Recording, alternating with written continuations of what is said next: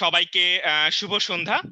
আপনাদের প্রত্যেককে স্বাগত জানাচ্ছি platform for development practitioner PDP এর মাসিক আয়োজনে। আমি গৌরব কুন্ডু। আপনারা জানেন platform for development practitioner PDP প্রতি মাসের তৃতীয় অথবা চতুর্থ শনিবার সন্ধ্যায় ডেভেলপমেন্ট সেক্টর বিষয়ে একটি প্র্যাকটিস সেশন আয়োজন করে থাকে। তারই ধারাবাহিকতায় আমাদের আজকের এই ভার্চুয়াল আয়োজন। এবং প্রতিবারের মতোই এবারের আয়োজনটি সফল করার জন্য আমাদের সাথে রয়েছেন একজন সফল সেক্টর স্পেশালিস্ট, এবং সাথে বরাবরের মতোই সাথে রয়েছেন আপনারা। আমাদের আজকের এই প্র্যাকটিস সেশনের ফ্যাসিলিটেটর হিসেবে রয়েছেন ফারহানা সুলতানা। উনি assistant scientist environmental intervention unit ICDDRB, এবং তিনি একই সাথে মোনাশ ইউনিভার্সিটি অস্ট্রেলিয়ার ফ্যাকাল্টি অফ নিউট্রিশন, নার্সিং এবং হেলথ সায়েন্সের একজন পিএইচডি ক্যান্ডিডেট। ফারহানা আপু, আপনাকে স্বাগত জানাচ্ছি পিডিপি এর আয়োজনে, এবং একই সাথে আপনাকে অনেক ধন্যবাদ জানাচ্ছি আজকের এই সেশনটি ফ্যাসিলিটেট করতে রাজি হওয়ার জন্য।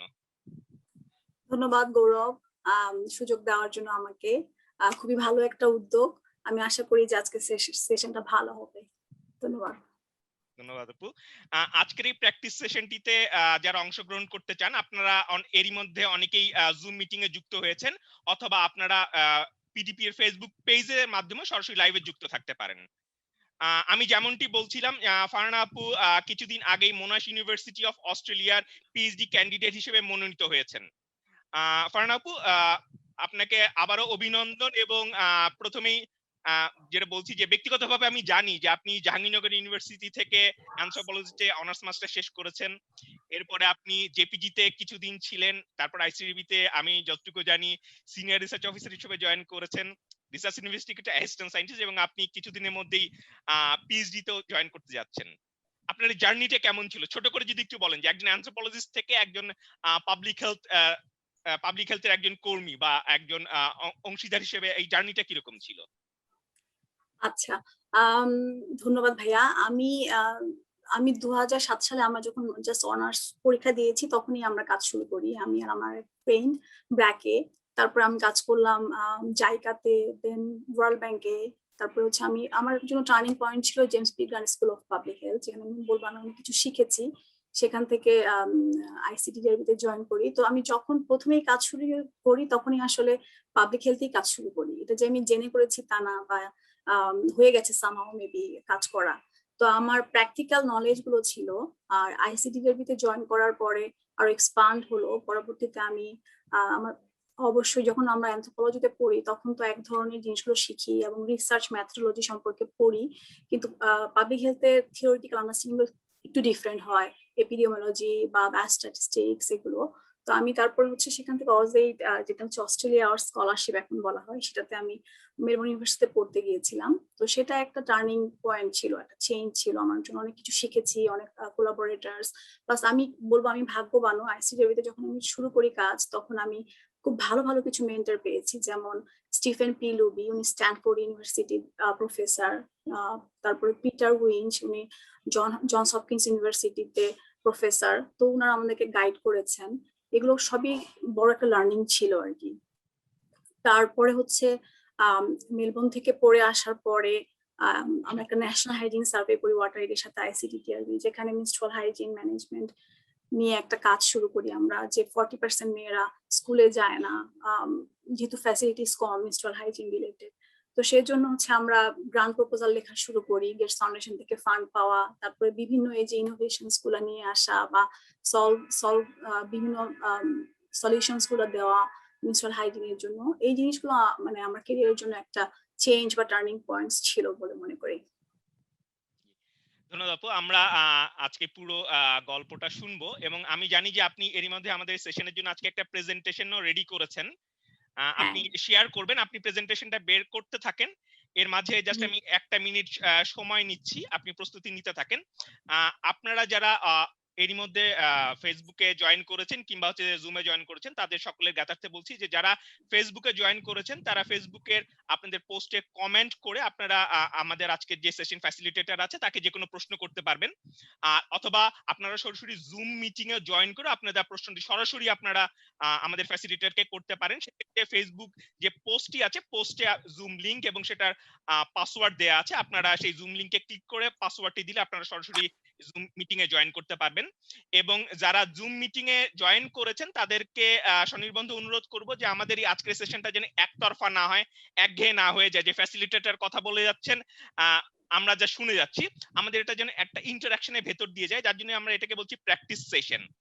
তো আমরা যারা জুমের মধ্যে জয়েন করেছি তারা হ্যান্ড রেইজ করে কিংবা হচ্ছে সরাসরি আমাদের জুম চ্যাট বক্সে আমরা আমাদের ফ্যাসিলিটেটরকে আমরা যে কোনো প্রশ্ন করতে পারি। আর আরেকটি বিষয়ে আমি দৃষ্টি আকর্ষণ করব যে যারা জুমে জয়েন করেছেন তাদের ফেসবুক চ্যাটে এরই মধ্যে আপনারা একটা লিংক পেয়েছেন, যেটাকে আমরা বলছি পিডিপি মেম্বারশিপ ফর্ম এর লিংক। তো সেই লিংকে আপনারা অনুগ্রহ করে আপনারা এই ছোট্ট ফর্মটি ফিল আপ করবেন, এবং ফর্মটি ফিল আপ করার মাধ্যমে আপনারা আমাদের এই প্ল্যাটফর্ম রেজিস্টার্ড মেম্বার হবেন, এবং এই মেম্বার হয়ে যাওয়ার ফলে একইভাবে আজকের এই প্রেজেন্টেশন, আজকের এই প্র্যাকটিস সেশনে আমরা যে প্রেজেন্টেশনটি পাবো বা পরবর্তীতে পিডিপির যে কোনো আপডেট এবং প্রতি মাসে আমরা যে সেশনটি আয়োজন করছি তার লিংক এবং ইনভাইটেশন সরাসরি আপনাদের ইমেলে চলে যাবে। তো ফারহান আপু, আপনার কাছে চলে যাচ্ছি। এবার যদি আপনি অনুগ্রহ করে আপনার প্রেজেন্টেশন শেয়ার করে আমরা সেশনটা শুরু করি। জি ভাইয়া।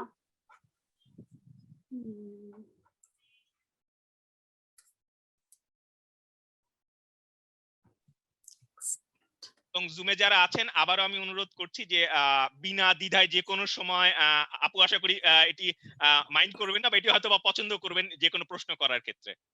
হ্যাঁ হ্যাঁ প্লিজ। আচ্ছা, দেখা যাচ্ছে কি আমার স্লাইডস? জি, আমরা দেখতে পাচ্ছি। জি আপা, দেখা যাচ্ছে।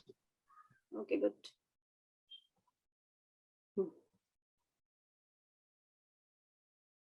শুরু করব আমরা? জি, আমরা শুরু করতে পারি। আচ্ছা, ঠিক আছে। ধন্যবাদ সবাইকে যারা জয়েন করেছেন। আসসালামু আলাইকুম, শুভ সন্ধ্যা জানিয়ে শুরু করছি আমাদের আজকের সেশন। আজকের সেশনের টাইটেল আমরা দিয়েছি employment outlook in public health, trends, challenges and opportunities. আপু একটু থামাচ্ছি, আমরা কি প্রেজেন্টেশনটি কি স্লাইড মোডে দিয়ে নিব? আপনি যদি স্লাইড মোডে, আচ্ছা সরি, স্লাইড মোডে আছে এখন? হ্যাঁ, এবার আমরা দেখতে পাচ্ছি। জি, আচ্ছা, okay okay, good. Thank you. আমি আসলে খুব বেশি আসলে না, কি বলে, এই টেকনোলজির সাথে পরিচিত খুব কম। আমরা আসলে এটির সাথে অভ্যস্তই হয়েছি কোভিড-19 এর পরে, ব্যক্তিগতভাবে আমি নিজেও। আচ্ছা আচ্ছা। তো সেক্ষেত্রে এটাও হয়তো একটা পাবলিক হেলথ ইস্যু, আমরা এটা নিয়ে নিশ্চয়ই ডিসকাস করব। আচ্ছা আচ্ছা, সবাই দেখতে পাচ্ছেন তো না? ওকে, সবাই তো অবশ্য মিউট করা আছে। ওকে, এনিওয়েজ আজ শুরু করি ভাইয়া। হ্যাঁ, আচ্ছা, আজকের এই সেশনটা আমি এমন ভাবে সাজানোর চেষ্টা করেছি যেখানে একটা at a glance public health কি, পাবলিক হেলথ জার্নিটা কিরকম, বা কি কি ধরনের অপরচুনিটিস বা ট্রেন্ডস গুলো কি, সেগুলো সম্পর্কে একটু ব্রিফ ধারণা দিব। তারপরে আমাদের ডিসকাশন তো থাকবেই। আর ইংলিশ বাংলা মিলিয়ে বলবো, এটার জন্য ক্ষমা সুন্দর দৃষ্টিতে আমাকে দেখবেন। যদি কোনো অনেক কিছু আছে এখানে বলা আছে, অনেক জিনিস খুব ব্রিফলিও বলা আছে, আবার আমরা হয়তো অনেকে অনেক কিছু জানি, সেগুলো নিয়ে আমাদের আলোচনা হতে পারে ফার্দার। তো প্রথমে বলার চেষ্টা করি যে পাবলিক হেলথ কি ইন ব্রিফ। এটাকে ডিফাইন করা হয় এমন একটা সায়েন্স বা আর্ট হিসাবে যেটা ডিজিজ প্রিভেন্ট করে, লাইফ কে প্রলং করে, বা এক্সপেক্টেন্সি বাড়ায়, quality of life K improve করে থ্রু অনেকগুলো হচ্ছে এফোর্টের মাধ্যমে, যেটা সমাজ, কিছু অর্গানাইজেশন যারা এগুলো নিয়ে কাজ করে, কমিউনিটি এবং ইন্ডিভিজুয়ালস যারা এগুলো নিয়ে কাজ করে, তাদের এফোর্টের মাধ্যমে পাবলিক হেলথ ডিটারমিনেন্টস কে অ্যানালাইজ করে এবং থ্রেটস যেগুলো পাবলিক হেলথে আছে সেগুলোকে অ্যানালাইজ করে। এই ডিটারমিনেন্টস ধরা যাক এডুকেশন হতে পারে, বা যেমন ধরা যাক হচ্ছে যে একটা মানুষ বা একটা কমিউনিটি আনহেলদি, এটা তাদের কারণে হয়তো নাও হতে পারে। যেমন ধরা যাক আমাদের যে ঢাকা শহরের বস্তিগুলো, সেখানে হচ্ছে যে ওয়াটার স্যানিটেশনের অবস্থা আমরা জানি যে ভালো না। তো তারা চাইলেই যে হচ্ছে হেলদি লাইফ লিড করতে পারছে তা না, এই ওয়াটার বোর্ন ডিজিজ বা ফুড বোর্ন ডিজিজ বা অন্য ডিজিজ গুলো তাদের হতে পারে। তো এই ডিটারমিনেন্টস গুলোকে আলোচনা করে। নট অনলি এটা, জেন্ডার ইনইকুয়ালিটি, হয়তো উইমেন এম্পাওয়ারমেন্ট ও উইমেন হেলথের উপরে একটা প্রভাব ফেলতে পারে। সো এই ডিটারমিনেন্টস গুলো নিয়ে থ্রেটস গুলো যেগুলো প্রভাবক হিসেবে কাজ করতে পারে সেগুলোকে নিয়ে আলোচনা করে। আর এই পাবলিক হেলথের পাবলিক, সেটা হচ্ছে মুষ্টিমেয় কিছু মানুষ হতে পারে, কিংবা হচ্ছে একটা ভিলেজের মানুষ হতে পারে, এন্টায়ার সিটি হতে পারে, একটা দেশের মানুষ হতে পারে, অথবা পুরো পৃথিবী হতে পারে। যেমন করোনা ভাইরাস বা কোভিড-19 প্যান্ডেমিকের ক্ষেত্রে আমরা যেটা দেখতে পাচ্ছি, পুরো পৃথিবী এখন অসুস্থ, তাই না? তো এটা পাবলিক হেলথ একটা কনসার্ন। আর এই যে হেলথ, এই হেলথটা হচ্ছে পাবলিক হেলথের হেলথ, এই হেলথটা অ্যাকাউন্ট করে physical, psychological and social wellbeing. Physical অবশ্যই আমি হেলদি থাকলাম, আমার ডিসএবিলিটি নাই। তারপর হচ্ছে সাইকোলজিক্যাল, মানে আমি মানসিকভাবে ভালো আছি, আমার মন ভালো আছে, আমি অসুস্থ না। আর সোশ্যাল ওয়েলবিং হচ্ছে যে সামাজিকভাবে ভালো থাকা। যেমন ধরা যাক, একটা উদাহরণ যদি দেই, যাদের বাচ্চা হয় না, তার বন্ধাত্বের কারণে তাদেরকে হয়তো সমাজ থেকে অনেক ধরনের কটূক্তি বা অনেক ধরনের প্রেশারের সম্মুখীন হতে হয়, যেটা তাদের মানে মানসিক স্বাস্থ্যকে হয়তো ব্যাঘাত ঘটাতে পারে। আচ্ছা, এবার চলে যাই পাবলিক হেলথের রোলটা কি। হ্যাঁ, আমি এই ছবিগুলো উপরে তুলবো কিভাবে, এগুলা কিন্তু দেখতে পাচ্ছি না।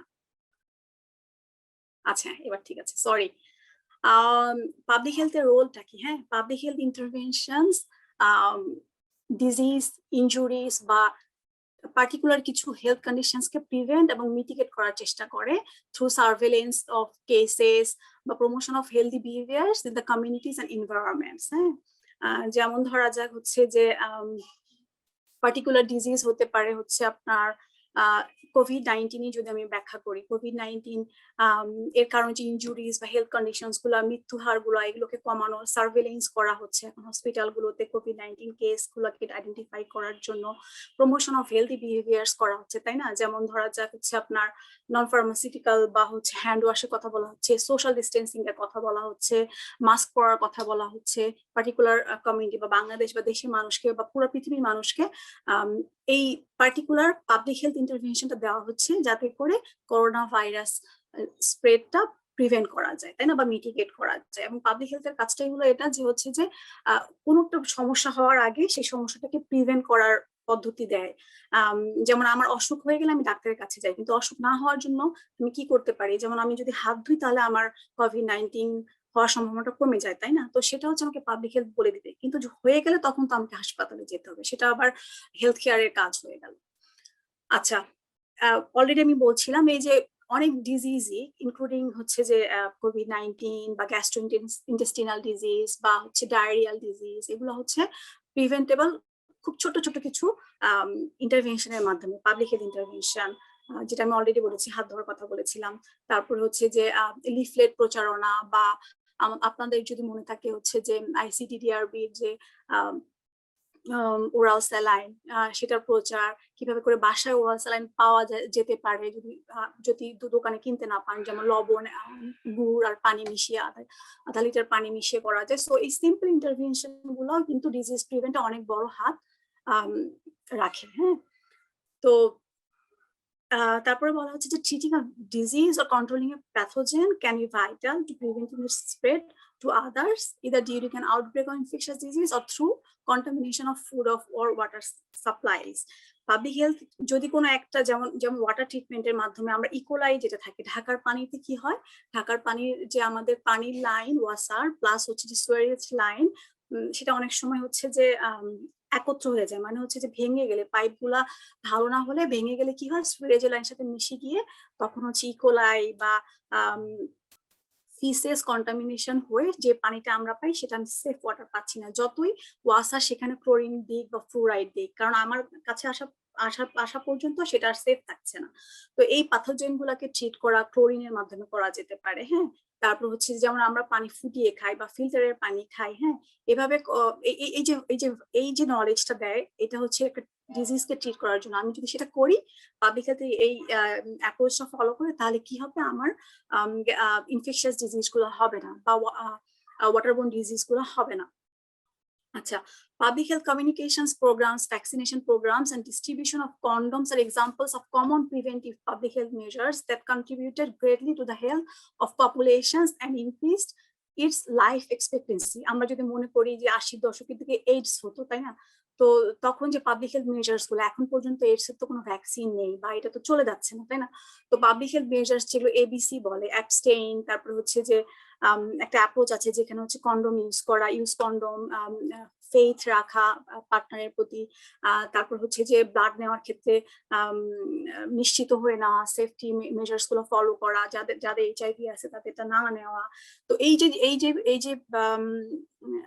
এই যে অ্যাপ্রোচেস গুলা পাবলিক হেলথের, এগুলো আসলে গ্রেট রোল প্লে করে পাবলিক হেলথ বা গ্লোবাল যে হেলথ ইম্প্যাক্ট বা হচ্ছে অসুস্থতা কমানোর ক্ষেত্রে। বা আমরা যদি ভ্যাকসিনের কথাও বলে থাকি, পোলিও এরাডিকেশন বা আমাদের হাম, এই যে বিভিন্ন টিকাগুলো, সেগুলোর কথাও যদি আমরা বলি, সেগুলোর ক্ষেত্রেও বড় একটা রোল প্লে করে পাবলিক হেলথ। আপা, আজকের সেশনের প্রথম প্রশ্নটা আমি আপনাকে করি। আপনার আচ্ছা। মাত্র আমরা যে স্লাইডটাকে দেখলাম, সেই স্লাইডে কোভিড-19 এর যে ইস্যুটা, তো সেখানে কোভিড-19 নিয়ে যদি হচ্ছে যে বুঝতে চাই, অনেক মানে জাস্ট আমি বুঝতে চাচ্ছি ক্লিনিক্যাল বা মেডিকেলের সাথে আসলে পাবলিক হেলথের পার্থক্যটা কোথায়। অনেকেই যেটা বলেন যে কোভিড-19 এমন একটা ইস্যু যেটাকে আসলে শুধুমাত্র ক্লিনিশিয়ান দ্বারা এটা সলভ করা সম্ভব না, পাবলিক হেলথের দরকার। আবার যারা ফিজিশিয়ান আছেন বা ক্লিনিশিয়ান আছেন তারা স্বাভাবিকভাবেই বলছেন যে না, আমরা ট্রিট করছি। আসলে এখানে কোনো কি আদৌ দ্বন্দ্ব আছে, বা পাবলিক হেলথ এবং আমার ক্লিনিশিয়ান যে মেডিকেল যে সায়েন্স, এটার সাথে আসলে পার্থক্য বা মিলটা কোথায়? বা কোভিড-19 আসলে কি ওভারল্যাপিং কোনো ইস্যু, নাকি এটা পাবলিক হেলথ ইস্যু আর ক্লিনিক্যাল ইস্যু? আচ্ছা, এটা হচ্ছে যে এটা একটা পাবলিক হেলথ বা গ্লোবাল হেলথ ইস্যু বা একটা কনসার্ন, এবং আমি পরবর্তী স্লাইডগুলোতে বলবো যে কিভাবে এটা একটা ইন্টারডিসিপ্লিনারি অ্যাপ্রোচ। এটা শুধু কোনো একজনের সমস্যা না, বা একজনের পক্ষে সমাধান করাও সম্ভব না। মাল্টিডিসিপ্লিনারি অ্যাপ্রোচ, অনেকে এটার সাথে জড়িত আছে। আপনারা হয়তো দেখে থাকবেন যে গত এক বছর বা তারও বেশি সময় ধরে যখন কোভিড চলছিল, আমরা ডক্টরসদের ক্ল্যাপ দিচ্ছি, তারপরে যারা ফ্রন্ট লাইনে আমাদের হেল্প করছে, যেমন জেনিটার্সরা বা ডেলিভারি ম্যানরা, এরা সবাই কিন্তু ফাইট করছে এগেইনস্ট কোভিড-19। সো আমাদের একটা পোস্টারও এসেছিল যে কোভিড-19 হিরোজ কারা কারা। আমরা সবাই মিলে কিন্তু আমরা এটাকে মোকাবেলা করছি। এটা একটা পাবলিক হেলথ প্রবলেম। এটাকে বিভিন্ন লেভেলে এটাকে ট্রিট করছি আমরা। যেমন আমি প্রথমে বললাম যে এই যে হাত ধোয়ার কথা বলা, তারপর হচ্ছে যে সোশ্যাল ডিস্টেন্স মেইনটেইন কথা বলা, মাস্ক ব্যবহারের কথা বলা, এটা পাবলিক হেলথের পার্টে পড়ে। বিহেভিয়ার চেঞ্জ কমিউনিকেশন, আমি বার্তা দিচ্ছি, ফোন মেসেজ, যখন আমি কাউকে ফোন করছি আপনারা কিন্তু শুনতে পাচ্ছেন যে কোভিড-19 থেকে বাঁচার জন্য এটা করুন, এটা করুন। এটা পাবলিক হেলথ অ্যাপ্রোচ, একটা বিহেভিয়ার চেঞ্জ করা, মানুষের বিহেভিয়ার চেঞ্জ করা। প্লাস হচ্ছে যে লিফলেট দেওয়া বা হচ্ছে টিভিসি দেওয়া, সেগুলো এইটা হচ্ছে আমরা প্রিভেন্ট করার পর্যায়ে বলছি আর কি। কিন্তু যখন হয়ে গেল, আমার কোভিড হয়ে গেল, তখনও যদি আমার বেশি প্রবলেম না হয়, তাহলে তো যে মেজার্স গুলো দেওয়া আছে সেগুলো ফলো করলেই হয়। যেমন আমার দুবার অলরেডি হয়েছিল, বাট আমার হচ্ছে যে সেরকম কোনো প্রবলেম হয়নি, কারণ হচ্ছে যে আমার ক্রনিক কোনো ডিজিজ নেই। যেমন যাদের ক্রনিক ডিজিজ আছে, অলরেডি কিডনি ডিজিজ আছে বা অলরেডি হার্ট ডিজিজ আছে, হ্যাঁ, তাদের কিন্তু গিয়ে করোনা ভাইরাস এফেক্ট করছে। সো তখন কিন্তু তার হসপিটালাইজেশনের প্রয়োজন পড়ছে, তখন কিন্তু ডক্টরদের রোলটা প্লে করতে হচ্ছে আর কি। তো দ্যাটস দ্য থিং, ইটস মানে পাবলিক হেলথ কোনো একটা একক ডিসিপ্লিন না। এখানে অনেকেই কাজ করি, আমরা সবাই মিলে কাজ করি যাতে করে যে হেলথ সলিউশনস দেওয়া এবং হচ্ছে যে একটা হেলদি এনভায়রনমেন্ট বা হেলদি পৃথিবী বা ওয়ার্ল্ড গড়ে তোলা আর কি। ঠিক আছে ভাইয়া, জি আরো জি আপু। আর কিছু কি না বলবো? না, বা জি। আচ্ছা, না, ঠিক আছে, জি, থ্যাংক ইউ। আমি কি আগাবো? জি জি, অবশ্যই। ওকে, আচ্ছা। আচ্ছা, এরপর হচ্ছে পাবলিক হেলথ এজেন্সিস। কোন কোন এজেন্সিস গুলো পাবলিক হেলথ নিয়ে কাজ করে? হ্যাঁ, পাবলিক হেলথ তো আমি বলছিলাম যে একটা ইম্পর্টেন্ট রোল প্লে করে ডিজিজ প্রিভেনশনের ক্ষেত্রে। সেটা করে through the local health systems বা নন গভর্নমেন্ট অর্গানাইজেশনস। WHO, যেটা কিনা ইন্টারন্যাশনাল এজেন্সি, এবং that coordinates acts the global health issues. আমরা যখন করোনা ভাইরাসেরই কথা বলি, যখন আমরা বিভিন্ন ধরনের বার্তাগুলো পাচ্ছিলাম বা কি করতে হবে, কিভাবে করতে হবে, কি মেজার্স ফলো করতে হবে, করোনা ভাইরাস আসলে কি ধরনের ভাইরাস, সেগুলো নিয়ে কিন্তু প্রেস ব্রিফিং আসছে ওয়ার্ল্ড হেলথ অর্গানাইজেশন থেকে। তো এটা একটা প্রাইম এজেন্সি। এরপরে হচ্ছে যে মোস্ট কান্ট্রিজ, তাদের বেশিরভাগ কান্ট্রি তাদের নিজস্ব একটা পাবলিক হেলথ এজেন্সি থাকে। বেশিরভাগ ক্ষেত্রে সেটা মিনিস্ট্রি অফ হেলথ হয়, এবং রেসপন্সিবিলিটি ফর যারা রেসপন্সিবল থাকে ডোমেস্টিক, তাদের নিজস্ব যে হেলথ ইস্যুস গুলো নিয়ে ডিল করার ক্ষেত্রে। এছাড়াও কি এজেন্সিস যারা, তারা হচ্ছে national institute for health, in the USA, Centers for Disease Control and Prevention, the World Bank, UNICEF, USAID এবং আরো অন্যান্য যারা আছে অর্গানাইজেশনস তারা এবং বিভিন্ন দেশের ক্ষেত্রে বিভিন্ন জন হয়ে থাকেন সেটা। Public health system in Bangladesh managed by the Ministry of Health and Family Welfare of the Government of Bangladesh। আর অন্যান্য এজেন্সি আমরা যারা কাজ করছি তারা হলো ICDDRB কথা বলা যেতে পারে, IDCR রোগ তত্ত্ব বিভাগ, তারপর DPHE আছে, আর অন্যান্য অর্গানাইজেশন বাংলাদেশে আমরা যারা কাজ করছি ইভেন্ট অর্গানাইজেশন গুলো আছে। তো এগুলো সবই হচ্ছে পাবলিক হেলথ এজেন্সিস। আচ্ছা, আমি যে বলছিলাম ইন্টারডিসিপ্লিনারি অ্যাপ্রোচ, এটা হচ্ছে যে মডার্ন যে পাবলিক হেলথ সেটা প্র্যাকটিসে মাল্টি ডিসিপ্লিনারি টিম রিকোয়ার করে। বিভিন্ন ধরনের multi disciplinary people, workers, professionals, যেমন ধরা যাক এপিডেমিওলজিস্ট যারা রোগ তথ্য নির্ধারণ বা রোগ নিয়ে কাজ করেন, বায়োস্ট্যাটিস্টিশিয়ানস বিকজ প্যাটার্নটা জানতে হয়, পপুলেশনের মধ্যে ট্রেনটা খোঁজা, ফিজিশিয়ানস আছেন, ডক্টরস, নার্সেস, মিডওয়াইফস, এরা সবাই মিলে কাজ করেন। এছাড়া হচ্ছে ইকোনমিস্ট, ফার্মাসিস্ট, সোশিওলজিস্ট, আমরা যারা অ্যানথ্রোপোলজিস্ট আছি, ডেটা ম্যানেজার্স, এনভায়রনমেন্ট নিয়ে যারা কাজ করছে, gender experts, sexual and reproductive health experts, even veterinarians যারা মানে যে পশু যারা পশু তত্ত্ব নিয়ে পড়াশোনা করেছেন, যেমন ধরা যাক জুনোটিক ডিজিজ, যদি অনেক যেমন মাঝখানে পিক্স থেকে অনেক কন্টামিনেশন ছড়াচ্ছিল, ভাইরাস ছড়াচ্ছিল, অ্যানথ্রাক্স আসছিল, তো তখন হচ্ছে যে এই সবারই আমাদের প্রয়োজন হয়। একটা রোগ পাবলিক হেলথ নিয়ে কাজ করার ক্ষেত্রে সব ধরনের মানুষকে নিয়েই কাজ করতে হয়, যেটা আমি একটু আগেও বলছিলাম আর কি। তো এক একজনের রোল এক এক রকম হয়। ইভেন এখন হচ্ছে যে আমরা যেটা দেখতে পাই যে সরাসরি পাবলিক হেলথের সাথে রিলেটেড ছাড়াও অনেকেই পাবলিক হেলথে কাজ করতে আসছেন। যেমন ধরা যাক হিস্ট্রিতে পড়েছেন, তিনি হয়তো দীর্ঘদিন ধরে কাজ করছেন, হয়তো এন্ট্রি লেভেলে, তারপর MPH করলেন, করে তিনিও কাজ করতে পারছেন।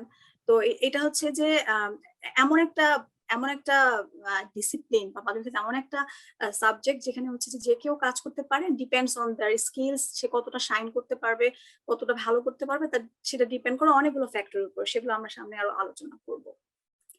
কোনো প্রশ্ন আছে কি ভাইয়া? তাহলে আমরা না আগাই না। না, এই মুহূর্তে আমার কোনো প্রশ্ন নেই, বাট আমাদের জুমে যারা আছেন বা ফেসবুকে যারা দেখছেন, আমরা সবসময় উৎসাহিত করছি আমাদের যে কোনো প্রশ্ন করার জন্য, তাহলে আলোচনাটা একপেশে হবে না। জি, যে কোনো সময় প্রশ্ন করতে পারেন। ওকে, আচ্ছা, এখন হচ্ছে যে আমাদের তো মূল এই ছিল যে এমপ্লয়মেন্ট আউটপুটটা কিরকম পাবলিক হেলথে, তাই না? তো প্রমিনেন্ট যে জবস গুলো আছে সেটা ভ্যারি করে ডিপেন্ডিং অন অনেকগুলো ফ্যাক্টর, ইনক্লুডিং হচ্ছে যে education level, work experience, skills, তারপর জিওগ্রাফিক লোকেশন, মানে specific job title. Geographic location ধরা যাক হয়তো এখন এমন হতে পারে আফ্রিকার দিকে অনেক অপরচুনিটিস আছে। ওয়ার্ক এক্সপিরিয়েন্স মানে হচ্ছে যে পাবলিক হেলথে 5 বছর কাজ করেছে, তার জন্য এক ধরনের সুযোগ থাকবে, আর যারা এন্ট্রি লেভেল তার জন্য আরেক ধরনের সুযোগ থাকবে। আবার যারা পাবলিক হেলথ নিয়ে অলরেডি পড়াশোনা করে এসেছে বা ব্যাচেলর করেছে, তাদের জন্য যতটা সহজ এই জিনিসগুলো সেক্টর গুলোতে কোপ আপ করার, সে তুলনায় অন্যান্য যে ডিসিপ্লিন থেকে আসছে তাদের জন্য হয়তো একটু ডিফিকাল্ট হতে পারে। পার্টিকুলারলি ধরেই নেওয়া হয় যে পাবলিক হেলথ একটা হচ্ছে মেডিকেল স্টুডেন্টসদের ফিল্ড, এন্ড হচ্ছে তাদের জন্য আসলে অপরচুনিটিটা ভালো। কারণ কি, তারা তো হেলথ নিয়েই পড়েছে এবং হেলথ নিয়েই কাজ করছেন, তাদের জন্য জিনিসগুলো ধরাটা অনেক সহজ হয়। যেমন ধরা যায় যা হচ্ছে নিউমোনিয়া নিয়ে যারা কাজ করবেন, বা জন্ডিস নিয়ে, হ্যাঁ, অ্যানথ্রোপোলজিস্ট হিসেবে সেখানে আমার জিনিসগুলো বুঝতে যতটা হয়তো অনেক সময় লেগে যাবে, কাজ করতে করতে আমি বুঝতে পারবো, 2 বছর 4 বছর লাগবে, কিন্তু একজন ডক্টর কিন্তু সেগুলো পড়েই এসেছেন, তার জন্য সেটা খুবই ইজি। তো ডক্টরের তুলনায় বা অন্যান্য ফিল্ড থেকে যারা আসেন তাদের জন্য একটু ডিফিকাল্ট হয়, বাট এগেইন ডিপেন্ড করে হচ্ছে তার মেধা, তার হার্ড ওয়ার্কিং মেন্টালিটি, এগুলোর উপরে। সে যদি হয় যে ডেডিকেটেড হয়, তাহলে সে ভালো করতে পারবে। তো যেই জবস গুলো আছে সেটা হচ্ছে এপিডেমিওলজিস্ট। যেমন আমি অ্যানথ্রোপোলজিতে পড়েছি, আমি যদি এখন এপিডেমিওলজির উপরে পিএইচডি করি, বা আমি যখন পড়তে গিয়েছি মাস্টার্স বাইরে 2 বছরের, তখন যদি আমি এপিডেমিওলজিকে আমার মেজর করতাম, তাহলে হয়তো আমি এপিডেমিওলজি হিসেবে আজকে কাজ করতে পারতাম, চাইতাম। বা অপরচুনিটিটা ডিপেন্ড করে, বাংলাদেশে সেই অপরচুনিটি হয়তো ভাবে নেই, বাইরে আছে আরো বেশি। তারপরে হেলথ কেয়ার এডুকেটর হিসেবে কাজ করতে পারে বিভিন্ন মেরিস্টোপস বলেন, বাংলাদেশের তুলনায় প্রেক্ষিতে যদি বলি, বা বাইরে বাইরে হচ্ছে এগুলো খুবই ইম্পর্টেন্ট একটা roles globally. Health care educator, community health care workers, যে কোনো লেভেলে হয়, স্ট্যাটিস্টিশিয়ান, রিসার্চার্স, স্ট্যাটিস্টিক্স একটা বড় রোল আছে পাবলিক হেলথে। সো তাদের জন্য এই সেক্টরটা খুবই একটা প্রমিনেন্ট সেক্টর। নিউট্রিশন নিয়ে যারা কাজ করেন তাদের জন্য, কারণ হচ্ছে যে আমরা যেমন ধরা যাক বাংলাদেশে হচ্ছে যে অ্যাডালসেন্টদের নিউট্রিশন আয়রন ডেফিসিয়েন্সি এনিমিয়া আছে, এটা একটা বড় একটা জায়গা কাজ করার, পাবলিক হেলথ কনসার্ন। হ্যাঁ, তো এখানে নিউট্রিশনিস্ট বা কাজ করতে পারেন, বা চাইল্ড যারা মেল নিউট্রিশনে মারা যায়, যারা লো বার্থ ওয়েট নিয়ে জন্মগ্রহণ করে, বিশেষ করে লো ইনকাম বাসা হাউস হোল্ডস গুলোতে বা সেটিংস গুলোতে, সেখানে খুব ভালো কাজ করতে পারেন তারা। তারপর হচ্ছে ফাইন্যান্সিয়াল অ্যানালিস্ট, আমি যখন একটা কাজ শুরু করছি সেখানে আমার কস্ট অ্যানালাইসিস করতে হতে পারে, যেমন হচ্ছে যে কোন ইন্টারভেনশনটা আমি ধরা যাক নাপা একটা গ্রুপকে দিচ্ছি, নাপা এক্সট্রা একটা গ্রুপকে দিচ্ছি, দেখার জন্য যে কোনটাতে ভালো কাজ করছে। তো সেখানে হচ্ছে যে কস্টের ব্যাপার থাকতে পারে, কস্ট অ্যানালাইসিস করতে লাগতে পারে। তো সেখানে হচ্ছে যে যারা হেলথ ইকোনমিক্স বা ইকোনমিক্সে পড়েছেন বা যারা ফাইন্যান্সে পড়েছেন, তারা ধরেন আমার একটা $10 মিলিয়ন একটা প্রজেক্ট আছে, সেখানে আমার ফাইন্যান্সিয়াল এক্সপার্ট লাগবে, কারণ আমি তো অ্যানথ্রোপোলজিস্ট, আমি প্রজেক্ট বুঝি, আমি পাবলিক হেলথ বুঝি, আমি তো ফাইন্যান্স বুঝি না। তো বাজেটটা করতে পারি, কিন্তু সেক্ষেত্রে যারা ফাইন্যান্সে কাজ করেছেন তারা এখানে আমাকে হেল্প করতে পারেন। Development officer, these are the kind of হচ্ছে যে টার্মস বা নেমস হচ্ছে অফ পার্টিকুলার প্রজেক্টের ক্ষেত্রে আর কি, যে আমি একটা প্রজেক্ট আমার প্রোগ্রাম অফিসার বা ম্যানেজার আছে, যিনি ওভারঅল ইমপ্লিমেন্টেশনের দায়িত্ব পালন করবেন, রোল প্লে করবেন। এছাড়া মেন্টাল হেলথ কাউন্সিলার্স, এটা খুবই ইম্পর্টেন্ট, এখন খুবই একটা blooming kind of sector for public health. Mental health নিয়ে অনেক কাজ হচ্ছে। সাইকোলজিস্ট, আমি যেমন বলছিলাম যে পাবলিক হেলথে mental health is important, so psychologist বা কনসালটেন্টস, ফ্রিল্যান্সার, তারাও কাজ করতে পারেন। রিসার্চ অ্যানালিস্ট, কোয়ালিটেটিভ এক্সপার্টস, আমরা সোশিওলজি বা ধরা যাক যারা অ্যানথ্রোপোলজিতে পড়েছি, সোশিওলজি, তাদের জন্য এটাও একটা ভালো সেক্টর ইন টার্মস অফ বেশিরভাগ কাজের ক্ষেত্রে আমাদের কোয়ালিটেটিভ কাজগুলো করতে হয়। নট নেসেসারি আপনি পাবলিক হেলথ এক্সপার্ট হিসেবে এখানে কাজ করবেন, কোয়ালিটেটিভ এক্সপার্ট হিসেবে কাজ করবেন। ধরা যাক আমি আমার একটা উদাহরণ দিচ্ছি আমার প্রজেক্টের, যেখানে আমরা মেনস্ট্রুয়াল হাইজিন স্টিগমা স্কেল বানাবো। হ্যাঁ, স্টিগমা কি একটা জিনিস, এটা কুসংস্কার। মেনস্ট্রুয়াল হাইজিন যে স্টিগমাটা আছে সেটা মাপাটা খুব ডিফিকাল্ট। আমরা মাপতে চাইতে গেলে এটা কি সহজ? এটা তো হচ্ছে একটা এক একজন এক একভাবে অনুভব করে এটাকে। তো আমরা সিরিজ অফ ইন্টারভিউজ করার পরে আমরা হচ্ছে যে সেখান থেকে কতগুলো কোয়েশ্চেন্স বের করে নিয়ে আসি। লিকার্ড স্কেলেও হতে পারে যে আমি যখন হেঁটে যাই, আমি যদি স্টেইন করি মেনস্ট্রুয়েশনের ব্লাড দিয়ে, তখন আমি কমফোর্ট ফিল করি, কেউ যদি আমাকে টিস করে আমি কিছু মনে করি না। তো এটাকে আপনি 1 থেকে 10-এর মধ্যে কত মাত্রায় ফেলবেন? যদি সে কনফিডেন্ট হয় হয়তো বলবে 10, যে আই ডোন্ট মাইন্ড। এমন ডিপেন্ড করে সে হয়তো হাই ইনকাম পপুলেশন থেকে আসছে, অথবা যদি লো ইনকাম পপুলেশন থেকে আসে, বা মানে কনজারভেটিভ ফ্যামিলির হয়, তাহলে হয়তো বলবে যে হ্যাঁ, আমি আর্টিস্ট হলে আমি মেন্টালি ভালো ফিল করবো না।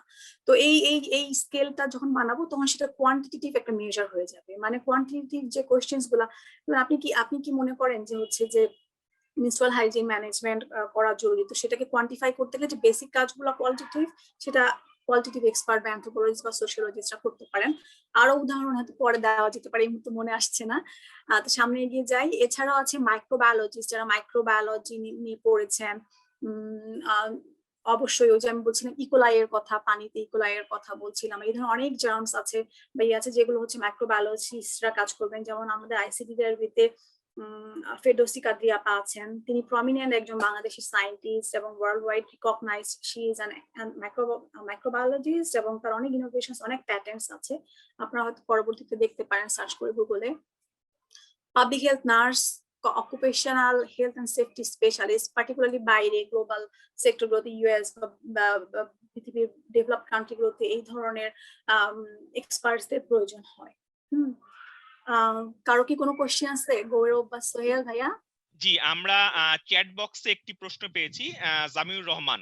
উনি যেটা বলছেন যে আমাদের আসলে হাত ধোয়ার অভ্যাস তো অনেক দিনের, এবং আমি জানি যে আপনিও আপনার ক্যারিয়ার শুরু করেছেন ওয়াশ থেকে।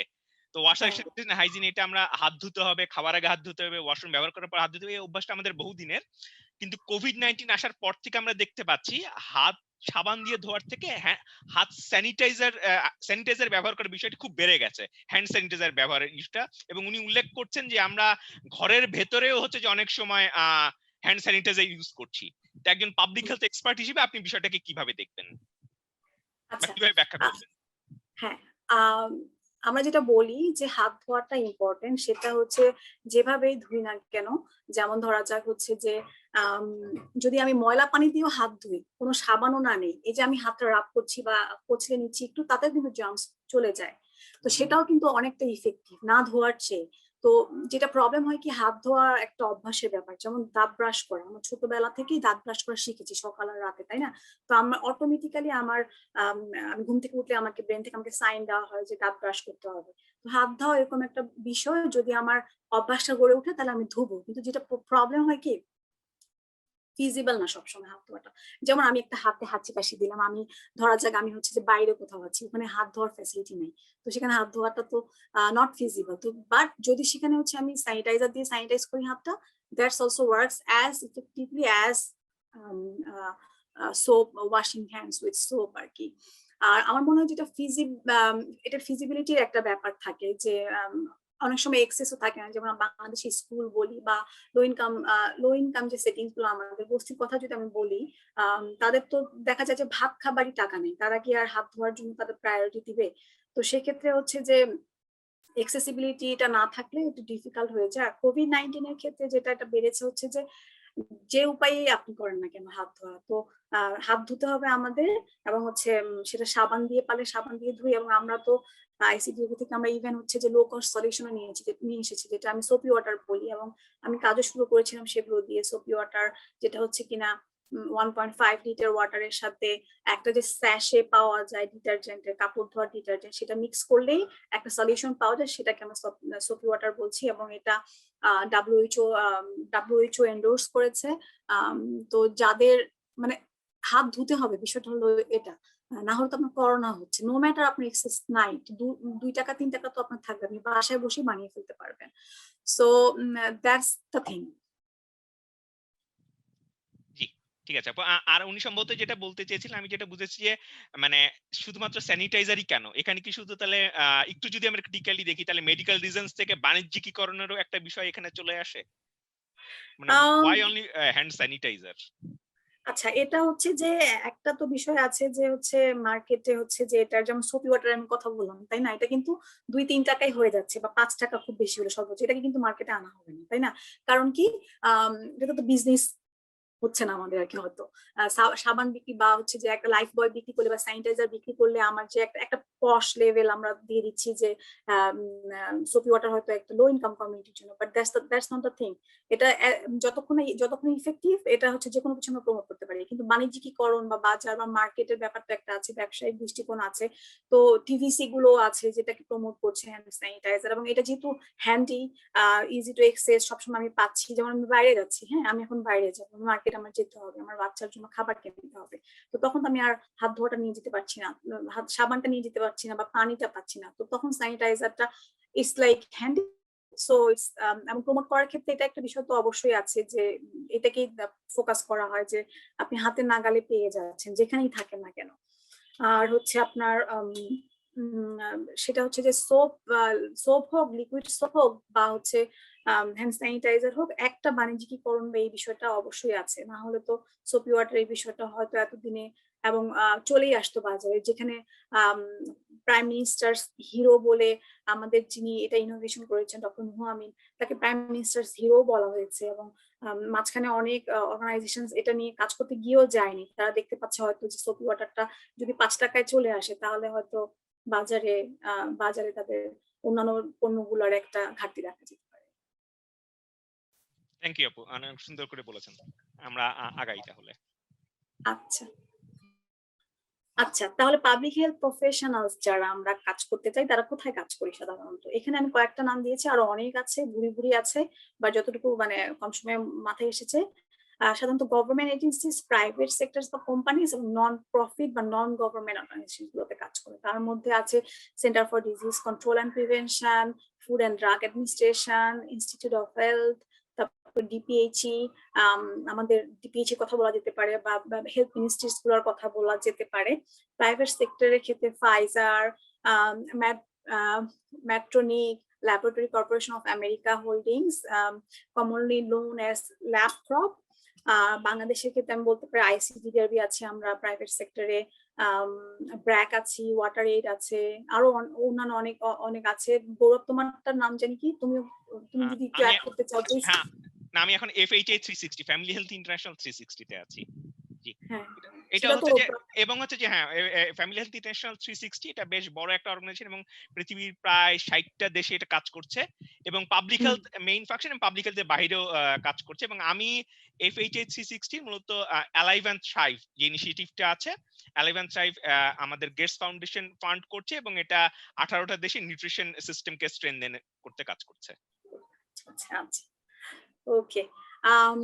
তারপরে হচ্ছে নন প্রফিট অর্গানাইজেশনস গুলোর মধ্যে আমি অলরেডি বলছিলাম যে ওয়ার্ল্ড হেলথ অর্গানাইজেশন, ইউনিসেফ, ইউএনওএমএন, ফাও, আইএলও এবং অন্যান্য আরো অর্গানাইজেশন আছে। এছাড়া হচ্ছে international society for infectious disease, American cancer society, not only American, Canadian বা অন্যান্য আমার বাংলাদেশের বা প্রত্যেকটা দেশের যে যে ধরা যাক হচ্ছে ক্রনিক ডিজিজ নিয়ে যেগুলো কাজ করে, হার্ট ডিজিজ বা ক্যান্সার নিয়ে বা ইনফেকশাস ডিজিজ নিয়ে যারা কাজ করে, পাবলিক বা প্রাইভেট সেক্টরে, এবং ল্যাবরেটরির কথাগুলো বলতে পারি আমরা, যেমন হচ্ছে যে আমাদের বাংলাদেশে যদি আমরা বেক্সিমকো বা হচ্ছে আমরা এসিআই বা স্কোয়ারের কথা বলি, যে ভ্যাকসিন গুলো নিয়ে কাজ করছে বা তারা যে ওষুধগুলো নিয়ে কাজ করছে সেগুলো তো পাবলিক হেলথের জন্য, পাবলিক হেলথ কনসার্ন।